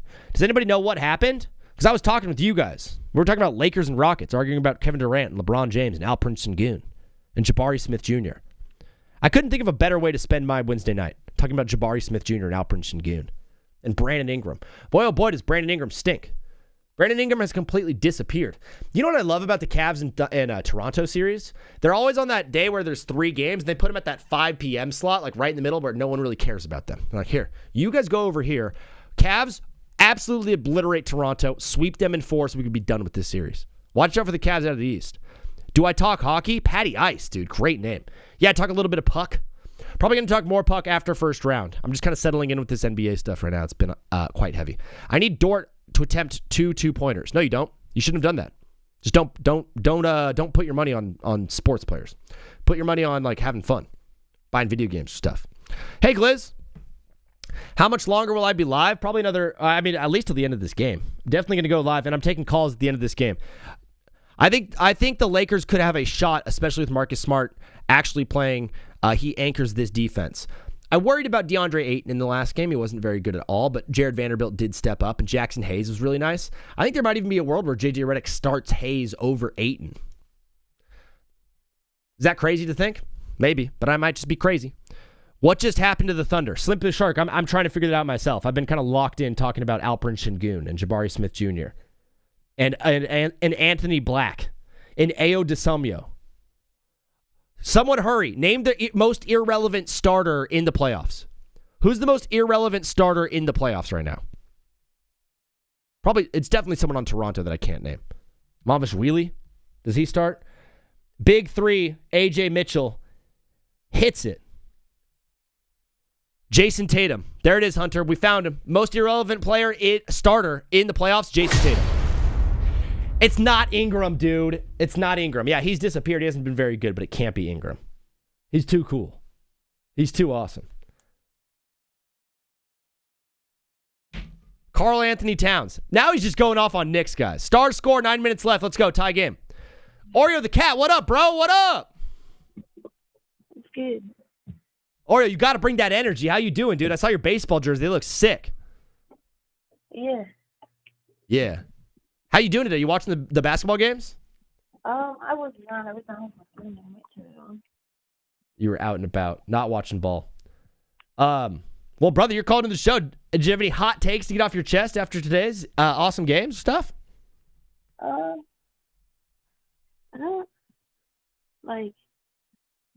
don't even. I think. Guys, just to preface this, Oreo is a very sad Spurs fan right now who has convinced himself into a tizzy that Wembanyama is not coming back for this series. I don't even know that. Are you all doom and gloom right now in the Spurs season, or you still have good hope? I still have hope. Yeah. I think Victor Wembanyama is going to be good. Have you've got your ear to the whatever you call it? Have you heard any news about Big Vic and his head and his face? I have not. I think he was supposed to get evaluated today, but we've got nothing from Shams. Do you have Shams notifications on? I do. I think it might be tomorrow. I think I might have read it wrong. Yeah. I hope he is all right because his face hit the ground so hard. Do you think I think it'd be sick if he comes out with you know what I hope happened, Oreo? This is horrible. I hope Victor had an orbital bone fracture in his face and then he gets to wear the mask, like the LeBron Heat black mask. How sick would that be? They banned those. Wait, what? Yeah, they banned them. That's why LeBron stopped wearing it. Can you wear the clear plastic one? I don't know. I haven't seen anybody wear them since. Dude, they need to just put him in a full bicycle helmet. Victor Wembanyama looks like a guy. He should be wearing elbow pads and knee pads out there. But yeah, they banned the black one because it ruins the viewer experience and stuff like that. You can't see their face. That's so crazy. That's nuts. Oreo, brother, We're going to keep things rolling. I got some calls coming in. But, dog, thanks for calling in and being a part of the show, bro. Yeah. All right. Wait. One question. Do you know why they banned the black ones? Mog wants to know. Yeah, because it like was blocking their face, and they got mad because people, I don't even know, like, they were like that they couldn't. They said it ruined it. They said it like messed up viewer experience on the TV because you couldn't see his face. That's so dumb, dude. They were just trying to get mad at white guys for doing blackface live on TV. Oreo, you're the absolute man, bro. Talk to you soon. All right. Peace. What is up, brother? You are live on TBWZ Widescreen Radio. What's your name? Where are you calling from? What's up? How we doing? I'm Hunter. I'm from Delaware. Hunter, my guy from Delaware. Yeah. Bro, is this what is this? 3 nights in a row? No, 2. 2 nights in a row. That might be my bad. But Hunter, officially joining Veenie's army. I'm Veenie. I'm Zeke Veenie, and you are part of Veenie's Weenies. So congratulations, bro. Yep. You're the man. Yep. Yeah, you were watching the games tonight. Did you have any takeaways from tonight or last night or stuff for tomorrow? Well, I'll say this right now. I mean, I wasn't watching the Detroit game because I was watching the Flyers, and I'll just say this right now. All right. I do not watch hockey. Besides, I'm all Philly sports fan. Yeah. So I'll watch the Flyers if they make the postseason, which they did. Yeah. So I cannot really talk about hockey. Mhm. But I'm watching this OKC game since you said it was a 10-point game. And, there's a chance here for Phoenix, but I don't really got much. I'd rather see you throw stuff at me, see what I think. Oh, well, you can answer the question of the day. The question of the day, and thank you for that follow, whoever just jumped in there. The question of the day today was, who's the better quarterback, Bryce Young or Trevor Lawrence? Okay, well, I'll say this. Somebody All right. earlier in the stream had a great, thing, but I want to, add something to it. It's where they said that Trevor Lawrence has the better career and Bryce Young is the better quarterback right now. I think Lawrence has the better career, stats-wise. He's made the playoffs multiple times. But Bryce Young, in my opinion, is significantly the better quarterback. Really? Significantly? Yes. Nothing about his height worries you? I think Trevor Lawrence has better arm strength, more accuracy, and I think he's got a better legs, too, than Bryce Young. More intangibles. But, But does he have the dog in him? Does Bryce Young have the dog in him? Is that what you're saying? Is that why Bryce Young's better? Because he has that dog and T-Law doesn't? I'm just saying, the Panthers have not had a good team. Well, Lawrence has had a pretty decent team, you know what I mean? ETN's a decent running back. He went crazy, what was it, 2-3 years ago when they made, the run and they lost the Chiefs. But, in my opinion, they have a way better team than Carolina does, and that's why I'm just saying, Young is the better quarterback, and he does not deserve the seat as a Philly fan. So do you remember in that draft, Bryce Young went 1-1, and the second pick was C.J. Stroud. Last year, everyone's like, that was the worst play ever. I would have taken Stroud, instead of Bryce Young. Nowadays, are you still taking Bryce Young 1-1, or do you think C.J. Stroud gets picked? I think I'm taking if they re-enter the draft, whatever. Yeah. I'm taking Bryce Young. Bryce Young over C.J. Stroud. You heard it here first. My guy Hunter from Delaware. Yep. Bro, you're the absolute man, dog. We're gonna keep things rolling. Did you have anything for the people on the way out? I do have one thing. All right, let him hear it. And it's that I'm going to say the rhyme of the day, and I'm going to make this one up, right? All right. Hold on. Wait, Okay. You didn't pre-write this? Was this off the dome? This is off the dome. Speaking of the dome, that's a dome, that's a chrome, honeycomb, Lakers in 5. Hunter, you're the absolute man, bro. Thanks for calling in. Thanks for being a fan of this show, dog. We're going to keep it moving. God bless you. Have a great night. All right. Yeah. Have a good night. Peace. W in the chat right now for Hunter, guys. That was unbelievable. What a great rhyme over the top. Josh C said the Suns are not winning a game. Yeah, probably not. AJ Mitchell, big 3 to make it 12. No. It's an 11-point OKC lead right now. Dylan Brooks over to Jalen Green. Stops on a dime. SGA is on Jalen Green. You got to take him to the hole. He does, but Chet is there. Steal. That's OKC, man. The minute you start to get close, and you're like, hey, dude, we got a chance. Look, it's a 50 seconds left. This game's over. The Suns have lost. They have 21 turnovers on the day. SGA gets inside, out to Lou Dort for 3. Misses. That would have been the dagger. It's all good, though. It's all good. Devin Booker for 3. Misses. And all bets are off. Game is over. They're not trying anymore. OKC, brother. 2-0. 2-0, baby. OKC now joins the Cavaliers and the Lakers as the only teams to be up 2-0 in a series. The teams that are down 0-2 in a series, the Rockets, the Phoenix Suns, and the Toronto Raptors. All 3 of those teams stink like booty cheeks. That makes sense to me. The OKC foul baiters. What up, Robert Trejo? Good to see you, dog. Thanks for popping into the show, popping into the stream, hanging out with us. SGA is shooting free throws right now because, of course, 35 points was not enough. He's got 35, 5, and 9. You know what's crazy? SGA still does not have a triple-double in his career.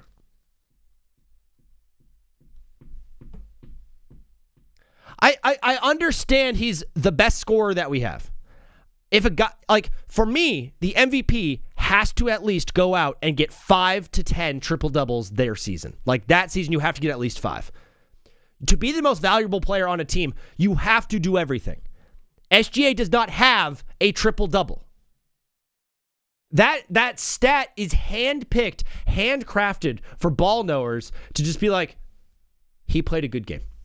Getting 10 boards is really hard. Getting 10 assists is really hard. Getting 10 points is not easy. Getting all 3 of those in the same game, that is just a telltale. SGA has 2 triple-doubles. Michael, you're not supposed to fact-check me live. Oh, but his career triple-doubles. Did I see the Angels game? Yeah, Robert, go Halos. Michael said he has 2 triple-doubles. Last one was in 2021, though. This season, he doesn't have a triple-double. Okay. Now I see why Shea kept passing to the corner because he had 9 assists.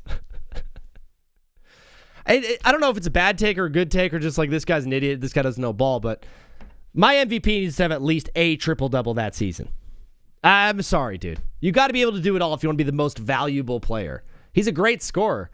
I may go to an Angels game with my Bible study. Gliz, that'd be so sick. Shout out to your Bible study. Shout out to the Halos. 107-120, gang. This is not peak. This is not a good game. 2 triple-doubles for career is insane, though. And it was when he wasn't even significant. 2 triple-doubles on your career and you're the best player in basketball is pretty crazy. And it's listen, triple-double, getting rebounds, that's something where like a guy can choose to do that. Shea could go out and like steal a bunch of rebounds from Chet and steal a bunch from J-Dub and like go out there and try to crash the boards and go out and get 10. And he could pass the ball a lot and try to get 10 assists. He could right tomorrow be like, I'm going to go for a triple-double and like probably go out and get it. But he doesn't try to do that. Did Jared McCain get a single minute in this game? Did Jared McCain play at all in this game? It's crazy that the Thunder traded a first-round pick to go get Jared McCain for like the 10 games that Shea like hurt his hamstring. Jared McCain had no minutes. But he entered the game at the very end. But he didn't play a single minute. Yeah, Atlanta ain't winning the series, bud. Thanks, David. Thanks for throwing the bud at the end. That really made me feel good. Way to degrade me. It's just sports, dog. Turn on the stars and wild. Okay. Role was different back then, and now that he has better teammates, he don't want to waste energy rebounding. Exactly. It's insane to me that Anthony Davis has double SGA career triple-doubles. Dude, Anthony Davis only has 4 triple... Oh, that makes sense. He's a big. Yeah, that's crazy. What channel is the Stars game on, fellas? How's that degrading, Elmo? I don't get mad, bud. Hit me again with it, David. Is it on TNT? Is the Stars game on TNT? I'm playing a role. This is all a bit. It's an elaborate bit. This is not for you. This is for me. This is for my future. Yeah, found it. TNT. The TNT NBA halftime show was so much better when it was on, or the Inside the NBA was so much better when it was on TNT. Shaq and Charles Barkley look like they hate their lives, dude. I for whatever reason, they can't like give any energy if the games aren't good. I'm not sitting here and saying I'm better at talking ball than Shaq and Charles Barkley, but I'm at least putting a little sauce on the pizza, dog. Shaq, can you try it all? He didn't even chase Kennedy to the big board. The reason I watch the show is to watch Shaq chase Kenny to Big Barn. I feel like McCain should go to the Bulls and Giddey and Dillingham. The Bulls have so many issues, dude. Are we going to do the Fix the Bulls show tonight? We can. We could try. We could try to fix the Bulls. It's going to take multiple years, though. What team right now that didn't make the playoffs that's like one piece away? Bro, speaking of one piece away, people lie to degrade Braun, though. I've seen someone today saying Rockets were underdogs. No, they were favorited. Both games so far. And in game 3, they're favorited as well. Bridges at the Bulls part 2 would be good, and I think their center will always stay, but I don't think the Bulls have any hope. Fellas, I saw a tweet today that was pretty crazy. Pretty crazy. The Portland Trailblazers tweeted out a video today of Damian Lillard shooting threes in warm-up gear with the side eye emoji as the caption. I'm going to say it one more time for you guys. The Portland Trailblazers posted a video of Damian Lillard warming up, shooting threes on the court with the side eye emoji as the caption. I don't know if you could read between the lines like I can, but all that tells me is Portland has not counted out Dame Dollar not returning to this series, bro. Slade, that's the reaction we need. I'm stressing, bro, the Wild on a power play. I'm watching the game right now. They survived the power play. It's 3-3. Is he hurt? Leroy, he tore his Achilles tendon last year in the playoffs, so he's been out the entire season. They've been teasing a Dame Lillard comeback. So, let's just do a little thought experiment here, fellas. Why not? This Blazers team, I think everyone was surprised when they watched them play the Spurs. I'm not sitting here and saying you guys didn't watch basketball this year, but I know a lot of people out there never watched a Blazers game this series. When they saw Jeremy Grant, they were like, oh. When they saw Drew Holiday, they were like, oh, okay. When they saw Donovan Clingan play, they're like, oh, he's solid. I remember him at UConn. When they saw Denny Advia, they're like, oh, wow. Oh, they have Time Lord on. Okay. Hey, Portland. Yo, Shaden Sharp, Scoot Henry. Yo, this team's kind of good. What if they had Dame Lillard? Bro, I'm not going to say it. But if Dame Lillard comes back, bro, that Portland Trailblazers team next year is going to be pretty good. What is up, brother? You are live on TBWZ Widescreen Radio. What's your name? Where are you calling from? Hey, man, it's Graham from Atlanta. My guy Graham from the ATL. Graham, brother, so good to hear from you. I'm getting roasted alive by Knicks fans on my take that the Hawks cannot win. Where are you at with this Hawks-Knicks series? I'm very. It's hard. It's a wire because. Are you cautiously optimistic? I'm very cautiously optimistic, and the funny thing about Knicks fans, Knicks fans, I feel like it's performative. I've seen the videos of them outside of MSG, which is now McCollum Square Garden. I don't know Madison. Yes. I know McCollum Square Garden. Yes. It's almost like it's almost like the like people getting hired to like protest on the street. Like they're not real people.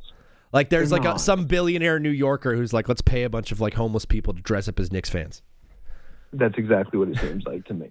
But with this, I don't see them getting a game in Atlanta. Yeah, I think I will be at both. You're going to both 3 and 4? 3 and 4. Now, this might be a personal question, and I'm sorry if it is. You can just say no comment. Price of tickets to get in? What are we talking about? Like under 200? So, I was very lucky. Game 3, I bought them before the series even start. Nice. I got them at 150, lower level too. Whoa! You can look for me. I'm sitting in section 111. We're on Graham Watch officially tomorrow. Section 111. Got them for 150-ish, and now they're going for like $400. Now, is it $400? Is wild. It's ridiculous. It is. I haven't been to the playoffs since I was 22, 21, so like 4 years ago. Atlanta gets both games Thursday and Saturday. We drop game 5 in the Garden. We pack them up. In game 6. And you come back and do it at State Farm. Dog, the game's at 7 p.m. over on the East Coast. It's a Thursday, so it is Thirsty Thursday, but this is a playoff game. Usually for a regular season, I'm like, yeah, let's go. And I don't drink, but I used to be like, let's go grab some beers and have fun. Are we like locking in on this game, or are we still drinking and partying and having fun tomorrow? My liver has taken out a second mortgage. Okay, all right. So we're gonna take it easy. No, we're going balls to the wall. I have already called my boss and told him I will be taking a half day. Yeah. And I will not be showing up to work on Friday. I wanted to get your take on, because as a Hawks fan, it's you're always told not to look forward. Yeah. I looked a little forward and looked at who we would play on the next side. I don't fear the Celtics. Really? The only team in the East that scares me is Cleveland. Cleveland's the only team that matchup problems. Cleveland looks really good. They've got the 2 big 7-footers in there that are going to be really tough. The one thing that I think is good with you guys with Boston is both the Hawks and Boston, I think, are missing a traditional big. So is New York. Like your Jock Lindell is not playing in this series, and I think he'd have a big a say in that series if they do play Boston. I think he'd feast inside on Neemias Queta. Do you know if we get Jock Lindell back anytime soon? I don't believe we do. It's not a problem to me if we don't, because I have a lot of friends who are Knicks fans from that area, and I've talked to them and I said, if we play Karl Anthony Towns, we'll win the game. But if he plays like Cat, it's a problem. But if he plays like Karl Anthony Towns, he'll shoot himself out the game, and that's what he did in game 2. He kind of did. I thought the defense in the fourth quarter for the Hawks was unbelievable. I don't know what Quinn Snyder did, but it seems like Quinn Snyder has got this thing dialed in. This team is playing really good basketball. It will be a problem if Nikhil doesn't step up. It's gonna bite us if Nikhil can't have an 8-point game. I can't have that from him. Jonathan Kuminga stepping up, huge. Obviously, C.J. McCollum dropping 32 is huge, but if I want this team to make the run that I called before the playoffs and told you about, I need Nikhil 20 points a game.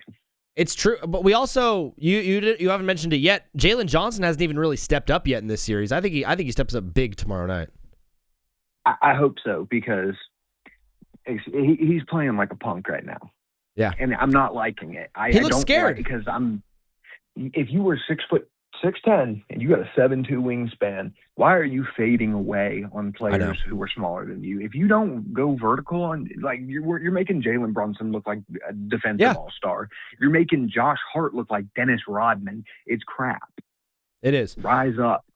Graham, Rise up, dude. Graham, couldn't put it better than Rise Up. It's a great slogan. I'm so stoked for the game. We're locked in on all the games tomorrow night. Before you go, Graham, question of the day. Who's a better quarterback, Bryce Young or Trevor Lawrence? Ooh. Isn't that tough? Both were number 1 overall. You can go for it. You've gotten playoff wins out of Trevor, though. Yeah, you have. I think Trevor has the intangibles as well, but a lot of people have been saying Bryce Young. It's actually 12-4. I am a Tennessee alum. I was at the game in 2022 when we stormed the field and broke the curse of all that. Bryce Young is the best quarterback I've ever seen in that environment. Nothing rattles him. Dude, that game was so awesome. Were you part of the crew that took the goalpost and threw it into the river? On the goalpost. I was on the goalpost. Graham, we got to get a picture of that sometime. Brother, I'm going to keep rolling with the show, but dog, great. Have a great time at the game tomorrow night, and hopefully we can talk to you maybe Friday if you get some time. Absolutely. Dog. Friday.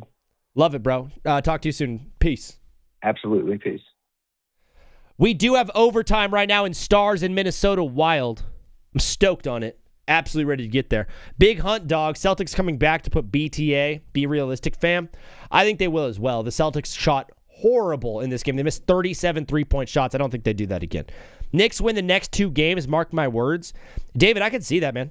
Cavs make it to the finals against OKC. I have the Cavs against the Spurs. But watching this OKC team play, I think I was just doing wishful thinking there. And my thought, and this is horrible, and J.D. Walker, who's an OKC fan, is absolutely pissed at me, but I'm going to continue to say it. This OKC team battled injuries all season, man. All season. We just saw J-Dub go out of this game. The thing is, the finals aren't for another month and a half, which is crazy. This thing takes way too long. So that they can heal up, but I am slightly worried about that. Although, this team has been very dominant all season, and they have not been healthy pretty much one time. Is anybody going to dusted crispy chicken nuggets from Taco Bell. It sounds horrible. I'm never going to go to Taco Bell and order chicken nuggets. I'm an adult, right? Dude, imagine going to McDonald's as a 30-year-old man or going to Taco Bell and be like, can I get the chicken nuggets? McDonald's, dude, give me the McNuggets. Feed them to me. I'm not going to Taco Bell and ordering nugs, dude. That's crazy. I'm not even a Timberwolves fan, but I feel they could have a shot. They'd be playing the Spurs or the Trailblazers. You think they could beat this? Eagleman Productions here. What up? Having Atlanta is wild. You are crazy. Really? Eagleman? Really? It's crazy. I know. If you blur out all of the faces and you don't know the names on the back of the jerseys and you just watch the game, the Hawks and the Knicks are the exact same team. I'm sorry. If you blur everyone out and you don't know the names and you just blast it down to earth and you watch this game in a vacuum, Jalen Brunson and CJ McCollum, you'd be like, I don't know who's better. It's like the Hawks and the Knicks are the same exact team, bro. OKC sweeps at IG. Yeah, probably. As you can see right above my head, the disclaimer, these were all made before round one started. So these are all my predictions for round one. So yeah, I did have Phoenix winning a game. Man, I still think they could win a game. But the OKC Thunder do look pretty dominant and unstoppable as they have all season. It pisses me off. It makes me so mad. They're too good at basketball. It's all the Clippers' fault, right? Can we just sit here and blame the Clippers? Can we just sit here and completely blame the Clippers? I'm not mad at you. I knew it was going to happen as soon as you spoke it into existence. Wemby, did he break bones in his face? Do we have an orbital fracture yet for Wembanyama? I know Oreo the Cat called into the show and said it's impossible. I need Victor Wembanyama in the LeBron black mask. I need him in some sort of facial covering. I need him wearing a cape. I need something supernatural for Victor Wembanyama. Mike Vrabel tells ESPN's Mark Rice he won't be at Patriots. He won't be with the Patriots for NFL Draft Day 3. He's going to seek counseling. What is this? What is this notification? Okay. Breaking news, guys. Mike Vrabel has spoken to someone at ESPN. Breaking news. Eagleman Rockets in 7. I do think Rockets even the series up. I do think it goes 7. I do think it goes the Lakeshore way. But Eagleman, thanks for joining in on the YouTube, bro. Please hit that like button if you do like the live. And if you hate it,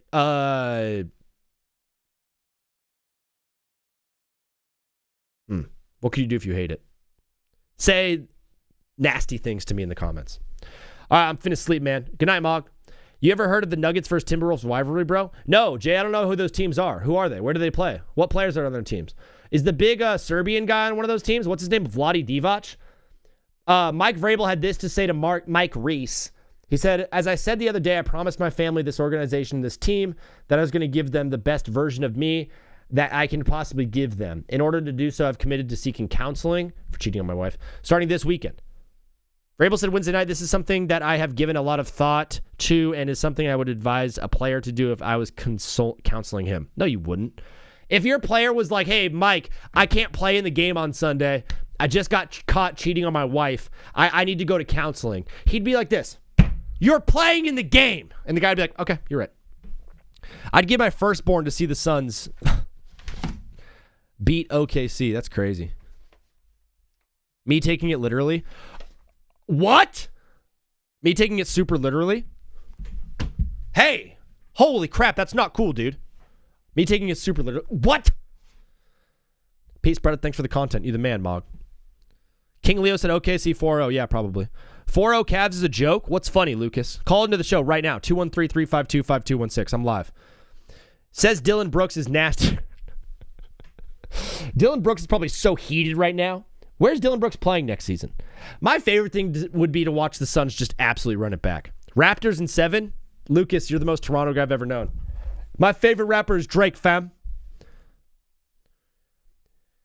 I've always wanted to lead by example. This is Mike Vrabel talking to Mike Reese. Sorry for reading off my phone. It looks janky, but this is the best we could do. I've always wanted to lead by example, and I believe this is what I have to do to be the best husband, father, and coach that I possibly can be. Shouldn't have cheated on my wife.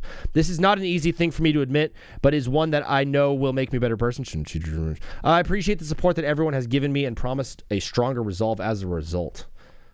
So I guess Vrabel, his wife Jen, said, hey, buddy, I'm divorcing you and taking half the money if you don't go to counseling and do something about it. And he said, okay. So Vrabel's going to be missing day 3 of the draft. Rockets will be sweep. King Leo. Go Lake Show, baby. I'm a Lakers fan, dog. Fellas, if you're in the chat, you don't follow, please hit the follow button. If you're on YouTube, please hit the sub button. On the Mike Vrabel and Diana Rossini thing, I'm going to do the Brian Windhorst finger thing. Is that cool with you guys? Can I do the Brian Windhorst conspiracy thing? Eagle Man, we don't talk about that. King Leo, thank you for the follow. Guys, Eagle Man Productions is in YouTube right now saying nasty, nasty things. He mentioned my Chargers. He mentioned the 27-3 blown lead at halftime in the playoffs for the Chargers in the Justin Herbert 4-pick game. We don't talk about that at all. So on this show, I'm allowed to make fun of you guys. I'm allowed to have fun. I'm allowed to make jokes, but you guys are not allowed to say anything about that. So just future warning for you guys there, right there. Knicks in 6, Dean Levy. Knicks in 6. Do you think they win the next 2 in Atlanta or something? You think they win, what would that be, 3 of the next 4 games? Or 3 of the next 5 games? No, 3 of the next 4. Yeah, math. Dak's fiance left him because he wanted a prenup. Dak's fiance was probably bad. Here's my thing. Ready? How on earth did these pictures get taken of Diana Rossini and Mike Vrabel? I'm sorry. I know in sports world, those 2 names are very, very big names. And if we were walking into a B-Dubs and we saw them walking out, we'd be like, oh, dude, I know who they are. They're famous. But for a lot of people in the world, Mike Vrabel can walk into a Chinese restaurant. He can walk down to Chinatown in downtown Boston, walk into a restaurant, grab some dumplings and some pork feet. Why the heck are they eating feet? And be totally fine and not get noticed one time. Because he can just go incognito mode.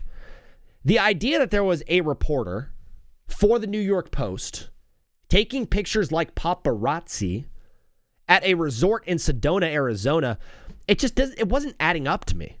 It just didn't make any sense to me, right? How did these 2 get caught in Sedona, Arizona by a paparazzi cameraman from miles away? It was a grainy paparazzi shot from all the way across the thing.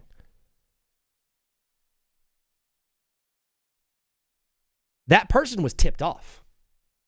Whoever took those photos of them was tipped off. It was no accident that they just showed up and holy crap. Paparazzi doesn't show up. Journalists don't, New York Post doesn't show up to a resort in Sedona, Arizona and be like, I wonder if someone is going to be cheating on their wife here. Maybe I'm just going to post up and take pictures and hope that someone famous shows up. That's not how the world works, brother. Whoever took those photos was absolutely tipped off. And so now I beg the question, who was that person? On both parties, who would be most inclined to essentially hire a private investigator to find their spouse cheating on them and to take photos and deliver them to the New York Post? There's 2 options. Vrabel's wife or Rossini's husband. The fact that Vrabel is going to counseling and doing all these things and still talking to them, hey, pretty sure Diana Rossini's husband hired a photographer and a PI to go snoop around on his wife and found her cheating on him with Mike Vrabel. That's my thought. That's my 2 cents. There's no way this photographer was just right place, right time. He wasn't on vacation with his kids and brought his Nikon 7D with his 200 to 350 focal length zoom lens and was like, hey man, hey, Mike Vrabel's here with Diana Rossini. Oh, they're canoodling. Time to go get my camera and take pictures. That guy was there. He knew they were showing up. He knew it was happening. I guarantee you, bro. I guarantee you, Diana Rossini's husband knew what was going on and sniffed that thing out and hired a PI to go take photos of them. The Ducks lost to the Oilers. It's all over. That's my thought. I'm going to clip that out and put that on TikTok tomorrow. Why? Because I don't have anything else to post tomorrow. I top-loaded the Berber. It was definitely Big Bill who hired the PI. Now, PV, let's figure out, okay, that's actually, I take back everything I said. I'm going to restart that entire take. There's only one person in the world that I think would hire a PI to catch Mike Vrabel and Diana Rossini in the act. Who's the man that is most jealous of Mike Vrabel? A man jealous of Mike Vrabel? Well, it'd probably have to be someone who envies that position, maybe has affinity to the role that Mike Vrabel plays. Maybe it's someone who was close enough to the organization to know what was going on behind the scenes. Maybe someone that Maybe it was Bill Belichick. Could you imagine a world where Bill Belichick's Jordan and you're like, Bill Belichick would never make a decision like that. Hey, that crazy woman that he's with would. That Jordan or Jordan Hudson or whatever her name is, that 12-year-old girl that he's dating, married to, whatever they are, she would give that man some crazy ideas, brother. She already has. First fact ever, Eagle Man. Thank you, bro. Eagle Man's like, yeah, no, I like that one. I think Bill Belichick hired a private investigator to snoop around and spy on Mike Vrabel and catch him in the act, hoping that the Patriots would fire him and have nowhere to turn but good old Bill. And Bill would be able to inherit a Super Bowl team ready to rock, super young, hot stud rookie quarterback Drake Fake May, and you'd be able to just say, hey, I'm here, I'm the savior in a time of need. You guys lost your coach because of infidelity issues and all this stuff and circling around him. I'll be here to save the day. Why is he in trouble at all, Bill? Because I'm dating a 15-year-old. Okay. Don't clip that part. The Ducks are winning. What do you mean Oilers won? Wait, what? I thought it was 4-3. Is it 4-3 Ducks? Let's go Ducks. Never mind. I love Eagle Man Productions. Do you do production? Eagle Man, I used to be a content producer for comedian Trevor Wallace. I was a tour manager and content producer for Trevor. I went to film school at Boston University. I'm real big on film production. So, yeah, if you do production stuff, that's six. That's sick, not six. What are we rambling about? Chris, I'm talking about Diana Rossini and Mike Vrabel again. You might be stupid if you think the Sixers won't win one game at home. Do I have the Sixers getting swept? I can't see my own graphic. Do I have the Sixers? Let me check. Oh, I have it 4-1. Huh, that's weird. Oh, I see what you're saying now. Yeah, because it's actually 1-1 right now. So the words right above my head, bro, I put a disclaimer out there that I made these predictions before round one started. Sorry for being hostile right there with that response, but I just keep getting it all night. And I'm like, I put the disclaimer out there, predictions made before round one, so then people wouldn't be like, you're an insane idiot loser. I'm like, hey, these were just predictions. Blazers in 5. Xavier, that's the energy right there. Xavier, stick around. Brother, did you see the tweet? Xavier, let me know. Did you see the tweet from the Trailblazers today? Did anybody here see the tweet from the Trailblazers? Here's a hint, bro. Hey, here's a hint, bro. Yeah. Here's a hint, bro. The Portland Trailblazers tweeted out a video of Damian Lillard shooting threes in a warm-up uniform with a side-eye emoji as the caption, bro. Hey! Dame time? Taylor Watterson, you think it's going to go 7 in LA. So these predictions were made before round one started. So obviously right now it doesn't look good, but I think the Rockets do get the next 2 games. I think this thing goes back to LA, knotted up 2 apiece. I ultimately think that there's not going to be a road win in this series. That's just my thought. This is one of those classic, like, no road team wins. It's just all home team, and whoever has home court wins it. So that's why I've got Lakers in 7. I'd like it to be done earlier. I am a Lakers fan, so I'd like to see us get some rest in between rounds 1 and 2, especially if we're going up against OKC. But, yeah. Mike Vrabel said he will not be at day 3 of the draft because he's going to counseling. I don't know if you read that. Yeah, I just got that one. That's crazy. Xavier, Dame time, bro. So I said this earlier, but, like, a lot of people got tuned in on the Portland Trailblazers. I've spit so much saliva all over my computer this stream. I don't know what it is. I'm an hour 30 minutes into the stream. I'm moist. I'm dripping wet because of how much I've spit all over this screen. I'm going to get in trouble on TikTok again for saying I'm wet. A lot of people tuned in on this Portland Trailblazers team. I almost said Shortland. Blazers team for the first time. And they're like, oh, I didn't know Jeremy Grant was over there. He's a pretty good hooper. Oh, dude, Drew Holiday. Drew Holiday's a champion. That's pretty good. Hey, Donovan Clingan. I remember him at UConn. He's a good. Who's this Scoot Henderson guy? He looks really.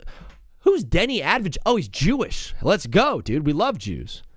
Who's Shaden Sharp can shoot. Wait a second. This Portland team is pretty good. Who are they missing? Who do they? Damian Lillard. Bro, don't look now. But this Blazers team is perfectly constructed for when Dame comes back next season. I'm not gonna let's we're in the middle of the NBA playoffs. Who would I be to already be talking about next season? But let's do it. Next season, Portland, who has cap space, the only guy they really have to re-sign is Jeremy Grant. Dame Lillard's coming into a situation. if you remember too, the Bucks are still paying for Damian Lillard. The Bucks are paying the Damian Lillard contract because he was waived by the Bucks and then re-signed with Portland at like a vet minimum. So he's like $4 or $5 million on the books next season. That video is viral. It's funny too. The Portland one. Scoot only getting better too. They're gonna have a nasty big three. Dog. Oh, the Mets, Jets, Nets video is the greatest video ever. Thank you, Chris. That's the one. I'm trying to get the I'm 6'4". I'm trying to get the 6'4" Ducks. Who's the guy from WFAN? There's a dude from WFAN who's a Mets, Jets, Nets fan. I'm trying to get him to see the video and comment on it and then hopefully join the show or something. Or me apply for a job at WFAN. Bro, I know there's some New York Knicks guys in here. Do you think I would do well at WFAN? If I was just the anti-New York guy? They would never hire me. Must be so sad. But this roster, dude, once Dame Lillard comes back, I'm not going to sit here and say that I think they're going to be the favorite in the West next year. But they're not going to be a play-in team, I'll tell you that. The Portland Trailblazers are not going to be a play-in team next year. I just had the craziest idea ever. I had the craziest idea ever, guys. This is the dumbest thing I've ever thought of in my life. I hate this idea. Imagine if Steph Curry joins the Portland Trailblazers next season.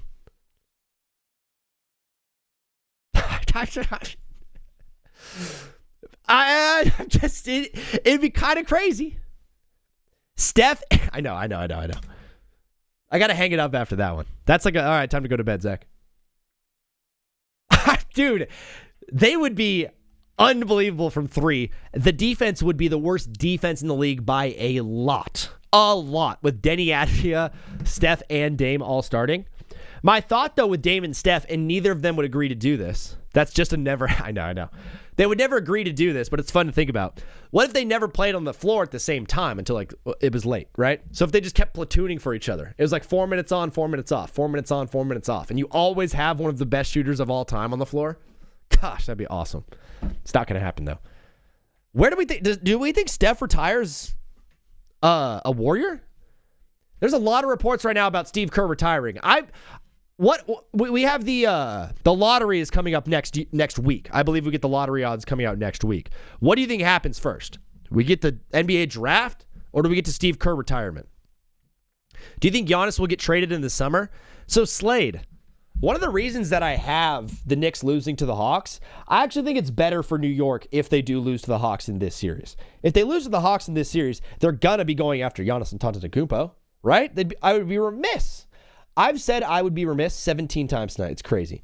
Eagleman Productions, you're the absolute man. You're my goat. I know it looks lonely over there, brother, but trust me, there are 4 other people watching. Steve Kerr is done. Sadly, the era is over. Are we sad about it? I heard reports that Andre Iguodala is the favorite to take over for Steve Kerr if he does retire. And every time I think of Andre Iguodala, I think of Max Kellerman. Death ray pointed at the earth. One shot for your life. I'm taking Iguodala. Printing money hit us with the follow, dog. I don't know why I feel so good about that, but you get one of these. You get a big old shank slam right in your grill. My head is hurt all day. When I get a headache, dude, it hurts for like 6 days in a row, and then it goes away. I don't know what that is. I used to get headaches I used to get migraines. I'd have to throw up. When's the last time you guys threw up? Non-alcohol related. Just straight up sickness. When's the last time I threw up with that? That's actually a really good question. If anybody wants to call in and drop that knowledge on us, I would love to know when the last time you chucked corn. When you shucked. Do you want to hear a plot twist? Ingleman, I would rather hear nothing else than your plot twist. Yeah, it's like a childhood dynasty. Chris, that was like the worst team you ever made on 2K. It's like, I have Dame Lillard and I have Steph. Like your little brother's like, come look at my team. Like, all right, who's on it? Steph and Dame? Whoa. And Donovan Clingan? Ah, okay. Just hit in the Suns Thunder over. Cool. Let's go printing. Maybe Anderson Varejao can finally win a ring as a coach. All the kids used to say I've been a Warriors fan before all of them. I love that, Chris. I love that. I say the same thing about the Lakers. I was a Lakers fan before LeBron got here. I remember when Robert Sacre was on it. Dude, we had a team one time. We had a starting 5 of Robert Sacre, Steve Blake.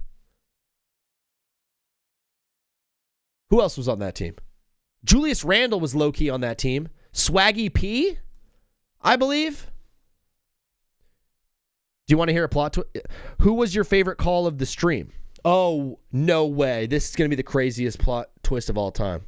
Are you serious, Eagle Man Productions? All the kids used to say, I already read that. Sometimes it pops up and I think it's a new thing. I'm like, ooh, someone's talking to me. And it's just the same guy who said the same thing 2 minutes ago. And I just realized no one's hanging out.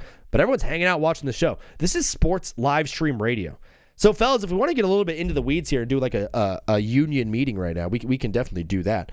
This show is now a full week into doing nightly streams. So this is the first time in my life I've done daily streaming. It's been awesome.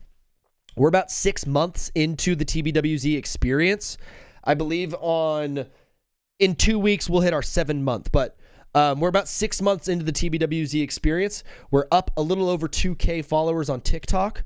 We're up 1,900 on Instagram almost. We have 1,200 on Twitch, and we're just growing this thing out, dude. The goal of this show is eventually to be as big as the Pat McAfee show, if not bigger. The greatest goal that I have as a sports radio-er, couldn't think of a better name for that, is to live stream from the Super Bowl. That is my greatest goal. So one day, when you're watching the Super Bowl live on TBWZ, 5 years from now, you're like, I remember the day that he said that there was only 6 of us.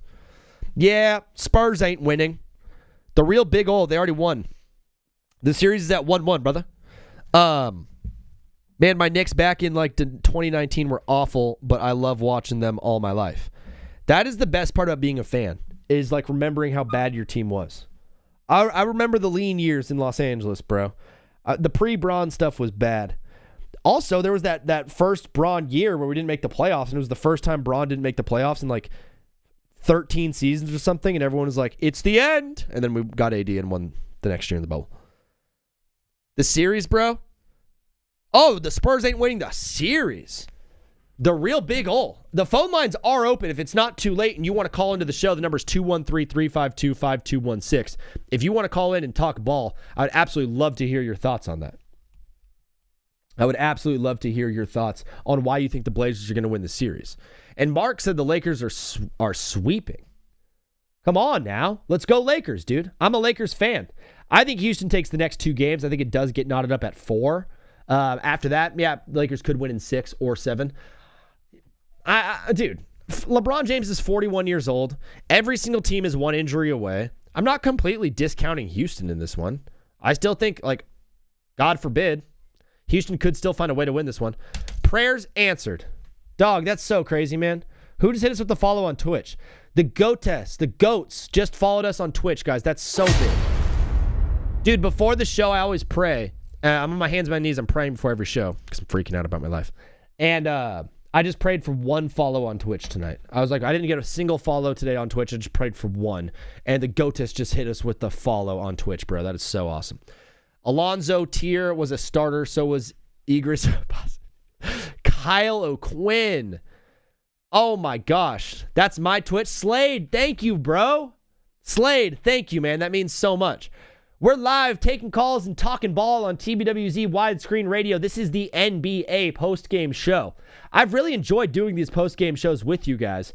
I will say, though, these ones are a little bit more loosey-goosey than the morning show.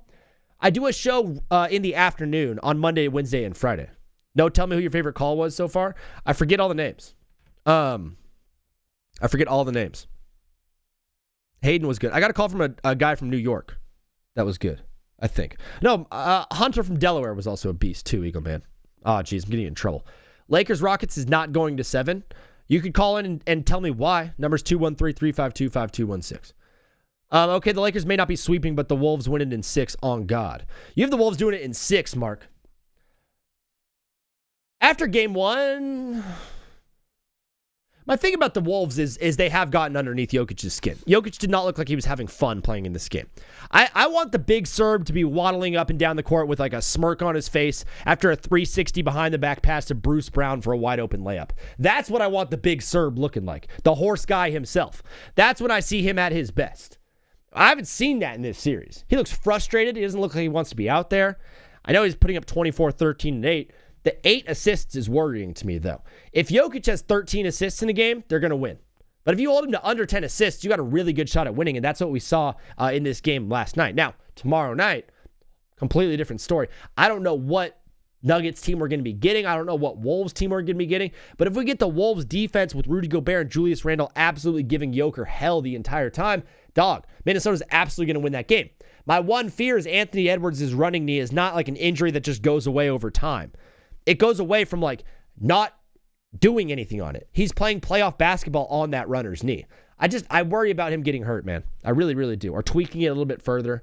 I think Jaden McDaniels has been awesome on the perimeter. If he steps up a little bit, this team is going to absolutely take off. But yeah, Wolves could absolutely win that series. I still have Nuggets though in 6. I am Hunter from Delaware, who said Bryce Young is significantly better than Trevor Lawrence. There he is. Eagleman Productions, my guy, Hunter from Delaware. Thank you for joining on YouTube, dog. I'm trying to grow the numbers over there. You being over there helps out a ton.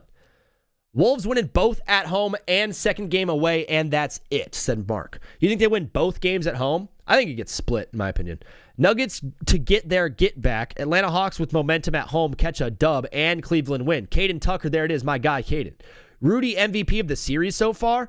Raymond, that is a very, very, very accurate take. That's a good take, dog. Rudy's been awesome. The MVP in the series is whoever holds Jokic down. I know Jamal still went off for 31. He's just danced around the perimeter. A lot of that was earlier in the game before he lost all of his legs underneath him. Like Damian Dotson was someone I thought was good, and Kevin Knox, dude. I thought Kevin Knox was going to be good too. The other day I made a joke about like if you never had a Mon Shumpert on your team, you never actually had like a good childhood. And that is just way too true. Thank you for the follow, Chris. I think you already followed. Oh, it's weird. Bro, you can't be serious after seeing that Wolves game. Why? So right above my head, bro, I have a disclaimer, and if you read that out loud, you will know that I made these predictions before round 1 started. Raymond, thank you for the follow. Bro, I'm stressing. My stomach is turning. JD is stressing about this sudden death, winner-take-all overtime game between the Stars and the Wild. I'm locked in on it, kind of. Chris said, I just realized something. Okay. Camarillo said, Spurs are dead. Divorce Lucas said, Katie don't even know how to pass the ball. Doesn't know how. There's 11 minutes left in overtime. Stars in Minnesota are absolutely going at it. We are going back and forth all night. Mark with the gifts up top, dude. Mark, thank you so much for all of those. That's so nice of you. I have a question for the chat. And if you guys want to answer this, please do so. Because I would be absolutely thrilled to talk a little bit of this with you guys. I don't know if I have any baseball fans in here, but so far through 30 days, thumbs up on the ABS, automatic ball strike system, or thumbs down? I just need an emoji in the chat if you're thumbs up for it or thumbs down. Wemby literally KO'd himself. Season is over. Yeah, the concussion is a really, really gnarly one. The thing that no one's talking about with the concussion is they forget that Victor Wembanyama is French. Okay? French people, cool people. French ladies like to look at them sometimes. They smell a little bit hairy. It's okay. I like that. I like to know that my woman is a woman. Does that make any sense? Victor Wembanyama is French, guys. When they say it's like a 7 to 10 recovery day, it's not 7 for the French. It's 10 for the French. A real American gets back on the court. There we go. Mark likes it. Divorced Luca likes it. Chris likes it. I love it, dude. I personally absolutely love ABS. I have a bunch of notes on that if you guys want it. Victor Wembanyama is French. Please don't forget that, guys. The French do not recover quickly from injuries.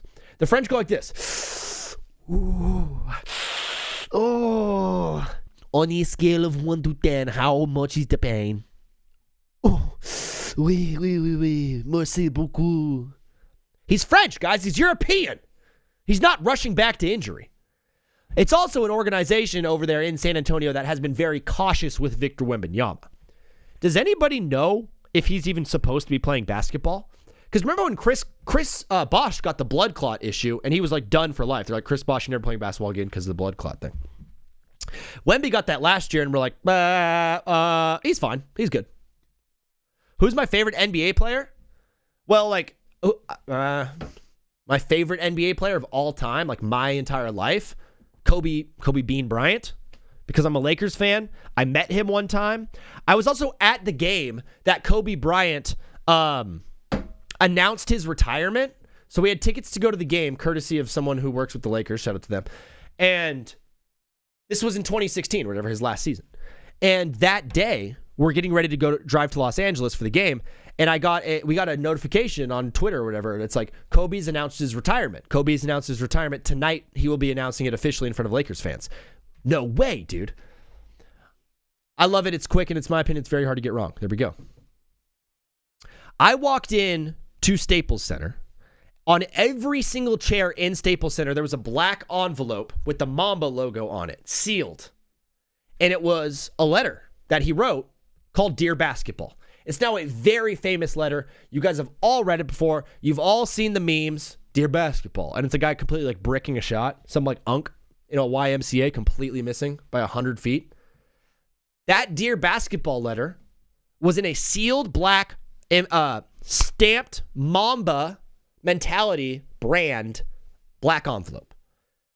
I didn't open mine. I kept mine, and I brought it home with me. And so to this day, 10 years later, a decade later, I still have that sealed Kobe retirement Dear Basketball letter at my house.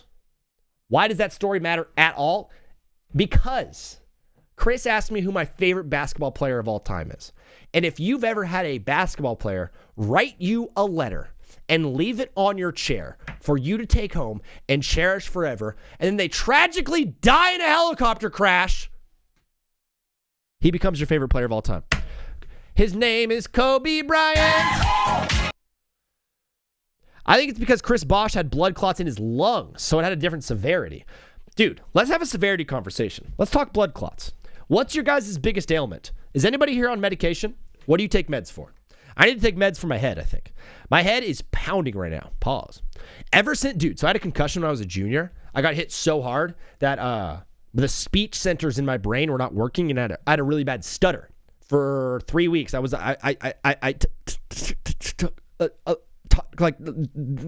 this. It was horrible. I was literally, I was Love on the Spectrum. I was the kid on Love on the Spectrum like this. Now, crazy part. I had a headache on the top of my head for about a month with my concussion. That was just like, it was just kind of like pulsate pain down my head. And I couldn't take any oxycodone because it made me constipated. So it was either pain-free headache but can't poop, or loose, lovely poops but painful head. Quickly, you realize how much your bowels matter when you have to juggle that decision. That is more gnarly than being at the Devil Crossroads and being like, hey, here's fame and fortune, but you're selling your soul. It's like healthy poops or painful head. I took the poops, so I stopped taking the medication. So I just had this pulsating headache for like a month. Every time I get a headache now, it's in the same exact spot as when I got my concussion. It never changes. He won't fail. That was an offsides that's so annoying. What? Chris, dude, welcome to TBWZ. Someone make this an edit. This is so inspiring. Yeah, someone clip that. Does MP get announced tomorrow? Most improved player gets announced tomorrow? It might, because Keldon Johnson got announced today for 6th man of the year. A lot of people kind of had that one. Maybe it was going to be Jaime Jaquez if they had a little bit of a better end of the season, but ultimately, yeah, Keldon Johnson, 6th man of the year. Most improved player of the year. Who is it? It's Duran. It's Nickeil Alexander-Walker. And then the third one, someone remind me in the chat. Crazy part for me, how are we not doing... How is Jalen Johnson not nominated for most improved player? Jalen Johnson had a huge step up. Is it? No, it's not Jalen Johnson. No, that's what I'm saying, Nate. Nate, that's what I'm saying. Chris's favorite player is Melo. I didn't know. So Knicks fans, do you guys like Carmelo Anthony? Do Knicks fans like Carmelo? I know, Nate. Isn't that crazy? Dude, because I did my predictions. I was like, Jalen Johnson by a landslide. And then he wasn't even nominated. I'm like, wait, what? I'm looking it up right now for us. It's, come on. Clicking is so hard. I wish that I had the neuro chip that would just click for me. You know what I mean? Is it eventually going to do that? Is the Neuralink eventually going to just like click on the computer for me? Just be like hooked up and synced and be like, I know where bro wants to go. Because dude, clicking and typing, do you know how much time you spend typing in a given year? How much time you spend typing or searching or clicking online? Brother, put the dumb chip in my head and have the computer synced up to my brain. I want it to do what I want it when I want it. Denby dropping same numbers. 6th man of the year. Most valuable.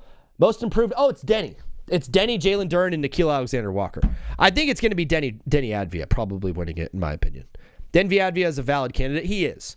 N'Keal Alexander-Walker is as well. It's crazy that Na is nominated over Jalen Johnson. I don't know. I feel like most improved player should be an all-star. You know what I mean? And that's why I think it's going to be Denny or Duren. They're probably going to give it to Jalen Duren because there's an East Coast bias in the NBA. But Denny Advia is Israeli. So if there's some sort of connection, because I don't know about this kind of stuff, but a lot of my friends talk about Israel. And so I don't know. I guess it's a thing. I think Walker should get it. N'Keal Alexander-Walker? Nah. I'm not saying nah to you, but nah. NAW. He's been really, really good for Atlanta. I've liked him a lot. But I just think, Advia and Duren are having all-star type seasons. I think it should go to one of them. Stars almost shot and made it. 7 minutes left in overtime. It's still knotted up. 7 apiece. Stars have it in their neutral zone. Never mind, Wild just stole it back. They've passed the mid-court line. I don't even know the names. I should not be talking hockey. Nah literally went from single digits to 20+. That's quite the improvement. Zach, why do you think Knicks fans don't like Melo? I don't know. He didn't do anything there, did he? Did he win anything in New York? Did they make one Eastern Conference Finals with that late J.R. Smith team? That J.R. Smith, Amon Shumpert, Jeremy Lin, Melo team, was that an Eastern Conference Finals? All he did was hoodie Melo. Now he's taking Trae Young's points numbers. Yeah. What? It doesn't matter. It's culture. That's true. He did establish a lot of culture there in New York, and he's a New York guy. Remember the Melo "I'm Coming Home" video? Man, that's so awesome. On Pardon My Take a couple of years ago, they asked Melo, it's when's the last time you watched the "I'm Coming Home" video? And he's like, I watch it all the time. He loves that video. Now might get the Alexander bias. Has he won it before, Slade? Maybe I don't know ball. Maybe it's Maybelline. Mother's Day is around the corner. Guys, it's not too early to start thinking about gifts for mom. Buy her a TBWZ hat. Just kidding. I don't have many merch. When I do merch, When I do merch one day, it's going to be cool merch. It's not going to be Take Back with Zach. It's going to be I probably won't even put logos on it or any text at all. It might just be cool graphics and stuff like that. I just do graphic shirts. But I want to do graphic, the cool graphic tees that cool LA guys wear. I want to do those old school 90s rap graphic tees, but instead of doing Denny Advia and beast players, I want to do Mark Williams and Anthony Black. I want to make hype t-shirts for guys in the league that no one really cares about, and just be so someone's dude, ball. That's the goal of the t-shirt, for someone to see it and be bro, ball. Oh, N'Keal Alexander-Walker is Shea's cousin. Imagine that.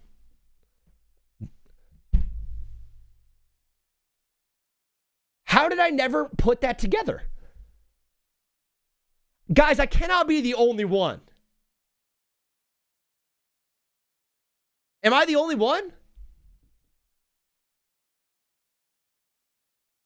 Oh, wait, no. For a second there, I thought it was Shea Alexander-Walker, but it's Shea Gilgeous Alexander?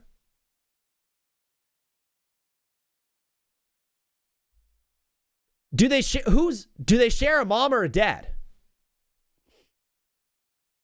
Penalty on Stars, 2-minute power play from Minnesota, 5 minutes left in OT. JD Walker's pinned it to the chat. Bro, Hunter from Delaware just built a Lego set, guys. Zach, Melo brought basketball back to the Mecca. Now, that is true. I can't even imagine what did the Knicks look like pre-Melo? Why are the Nuggets worse than their 2023 title run? Michael Porter Jr. was really, really good on that team. The Nuggets had a choice. It's pay Jokic and Murray and cut Michael Porter Jr. or keep Porter Jr. It's the worst sentence ever. Horrible at talking. Bro, how much does podcast equipment is too expensive? Ronnie Turf. 2-minute penalty on Sam Steele for tripping. They're freaking out right now in Minnesota. The series tied up 1-1. It's 5 minutes left in overtime. We do have a power play right now for the Wild in Stars zone. Shay and Na live together at their mom's, and their moms are sisters. Okay.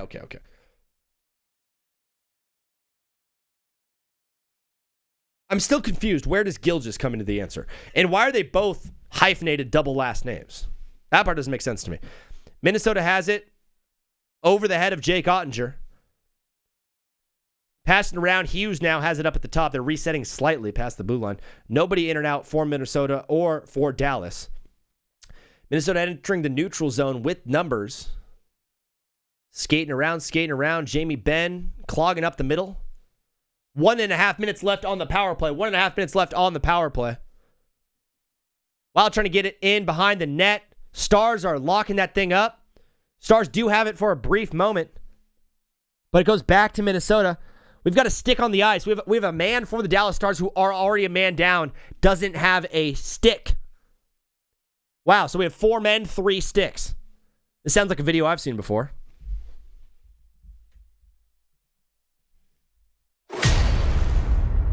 I think Gilgis is the dad's last name. Henderson, what up, dude? 4-3. Why? What are you talking about? I need more context, brother. 45 seconds left on the power play. Quinn Hughes has it. Dishes it out. They shoot towards the net. Blocked by Ottinger. There's still a guy on the Stars who does not have a stick. There's a guy on the floor right now, down a man who does not have a stick. Wide open in the crease. Ottinger, big time. Big shoulder, big glove save. 30 seconds left in the power play. 30 seconds to kill it. Come on, Stars. Come on, guys. Minnesota turns the puck over. They shoot it all the way down to the red line. I don't know the lines. Are you still confident with your Nuggets opinion? I don't know if confident is the right word. I still think the Nuggets will win the series, yeah. The defense that Minnesota has played on Jokic has been awesome. It's been really, really good. And I think that does worry me slightly, but it's Nikola Jokic. Do you think that he's just going to take it from Gobert and Julius Randle and be like, man, they had a better game plan than I did. Shucks, we lose. No, the best offensive players step up offensively. So I think we're going to see a crazy game from Jokic in game 3. I think Ant is going to go off. We are going to get one of those vintage games where it's like Jamal Murray versus Ant and then like Jokic versus the world. We're going to get one of those epic showdowns. I do think this game ultimately does go down to the Nuggets' way, but I would not be surprised if Minnesota wins. Jokic too good for that. Exactly. Because New York is New York. Win a chip because while he was still in his prime, they couldn't build a team around him. They were cheap. They were not good until Leon Rose came into the picture. The Stars kill the penalty. It's still 3-3, 2.5 minutes in the first overtime period. I say first because this thing might go for 2. Eagle Man, thank you for hanging out, bro. Good night. I got the homies hanging right now, dude. I got all the homies hanging. All my homies running buck right now. Wemby's out. Yeah, Wemby's going to be out, I think, for the next couple of games. Will he return quickly? I don't know. He is French, so you do have to apply that to your reasoning. Fellas, I have 8 follows on the show. If I can get to 10 follows on the show, this will feel like a success. Lakers should sit out Reeves when he comes back. Donnie, it fully depends on where the series is at. I'm kind of with you, though. Boom, there's 1 follower, 1 away. Dude, you're the man. Thank you for hitting that follow button.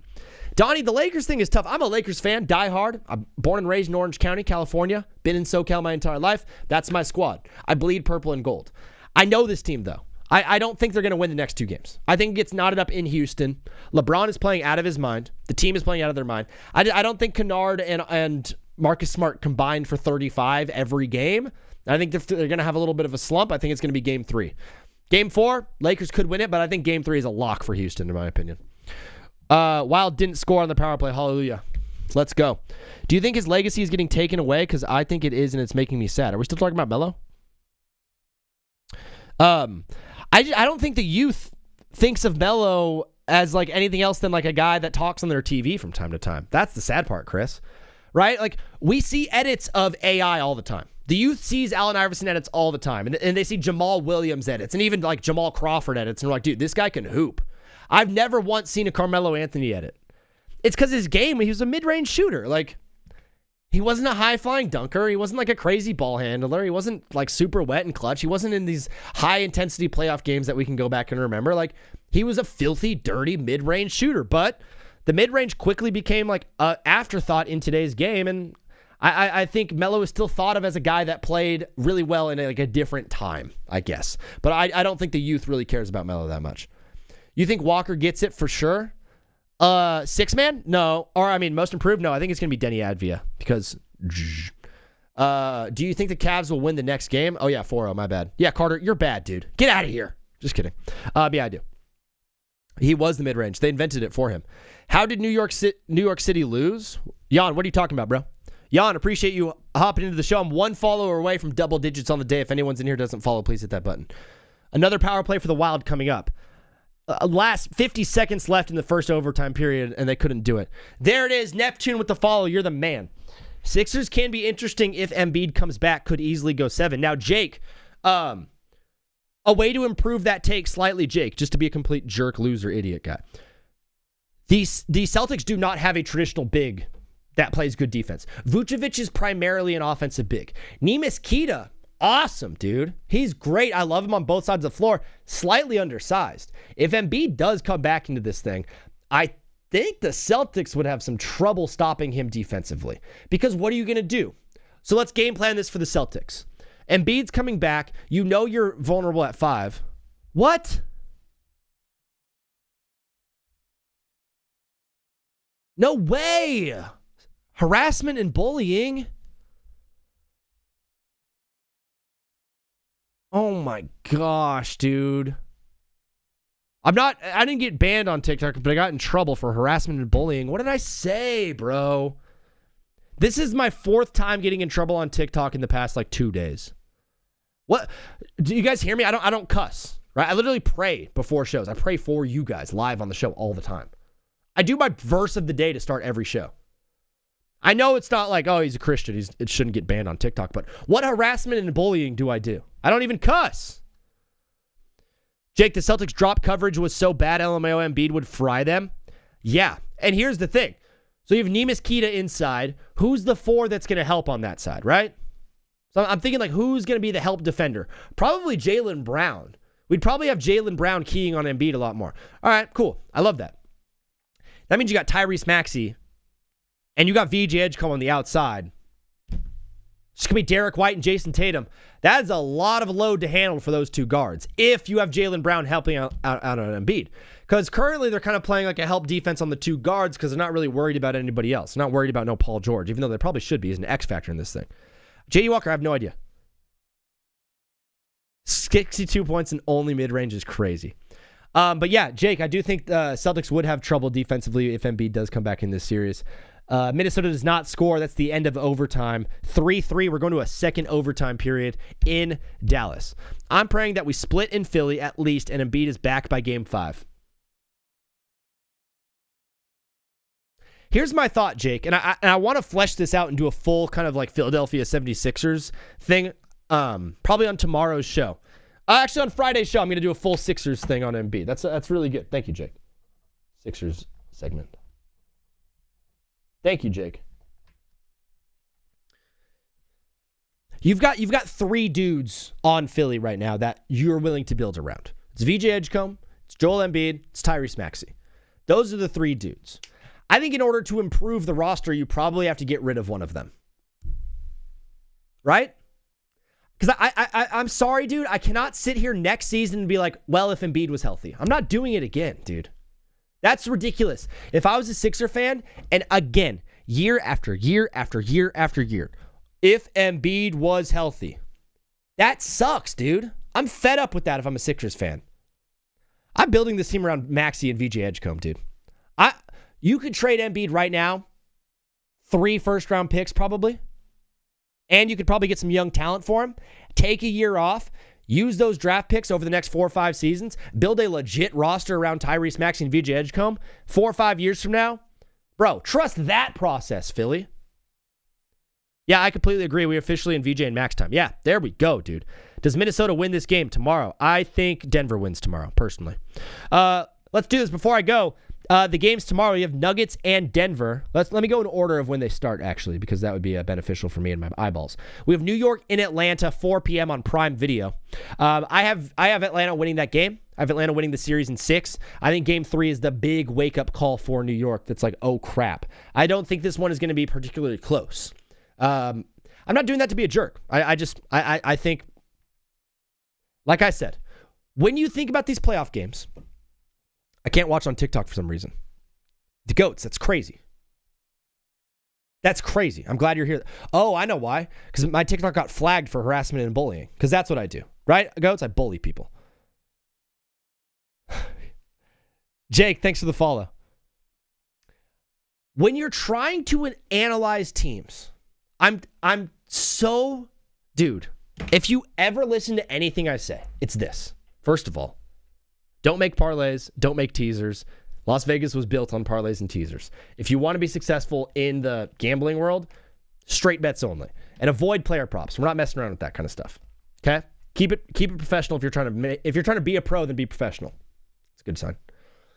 When you're analyzing a game, blur out all the faces, remove the names on the back of the jerseys, and just look at it as if you've never seen any of these players before, and you've never seen these uniforms before, and you have no idea the history or the seasons that they had. Just look at the two teams.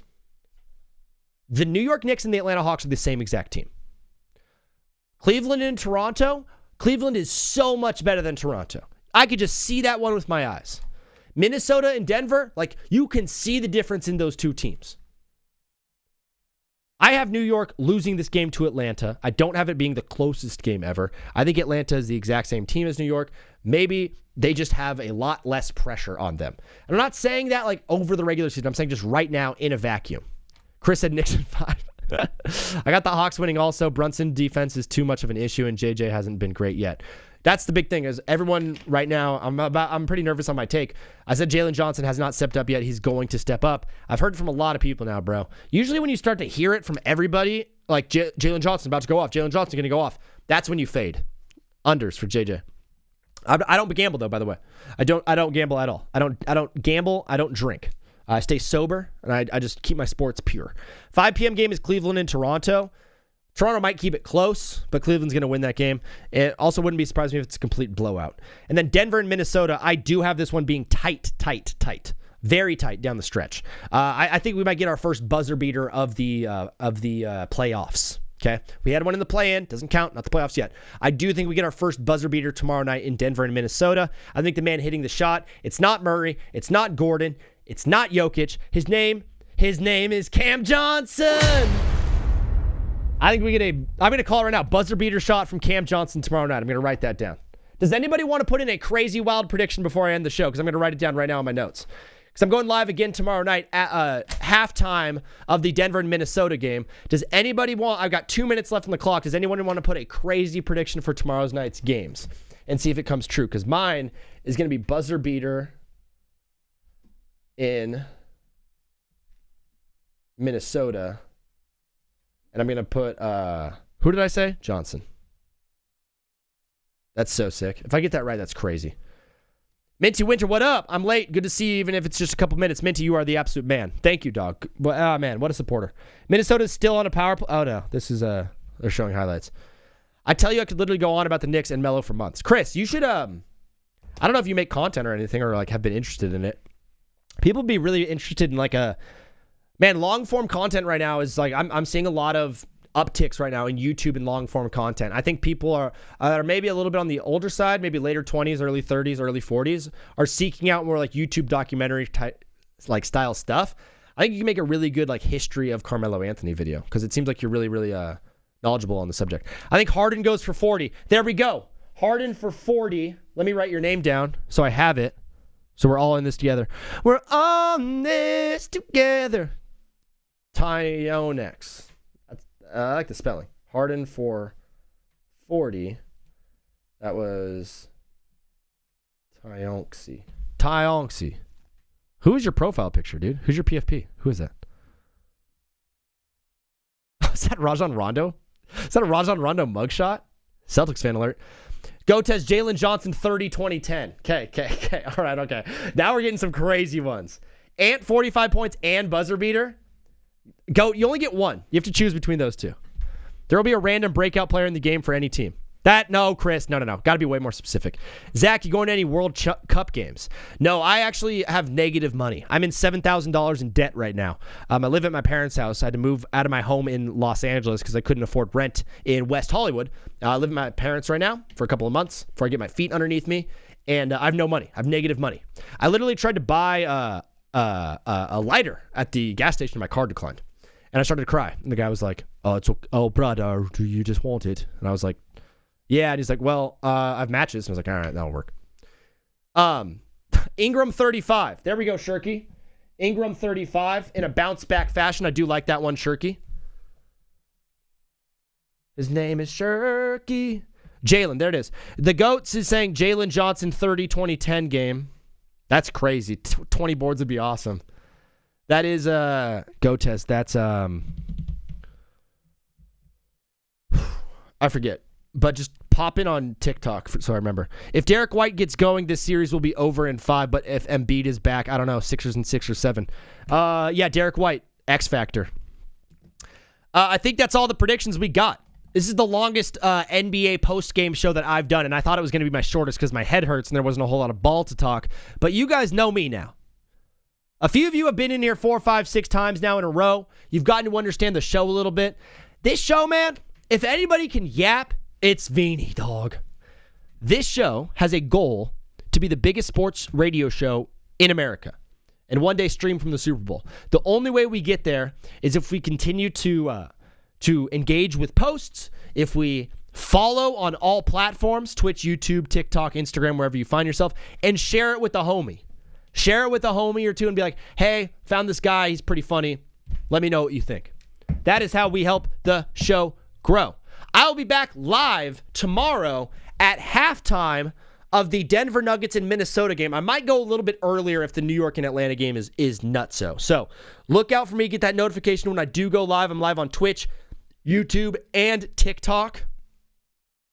If I'm going to do one, I want the Brunson one. Brunson, 10-plus assists.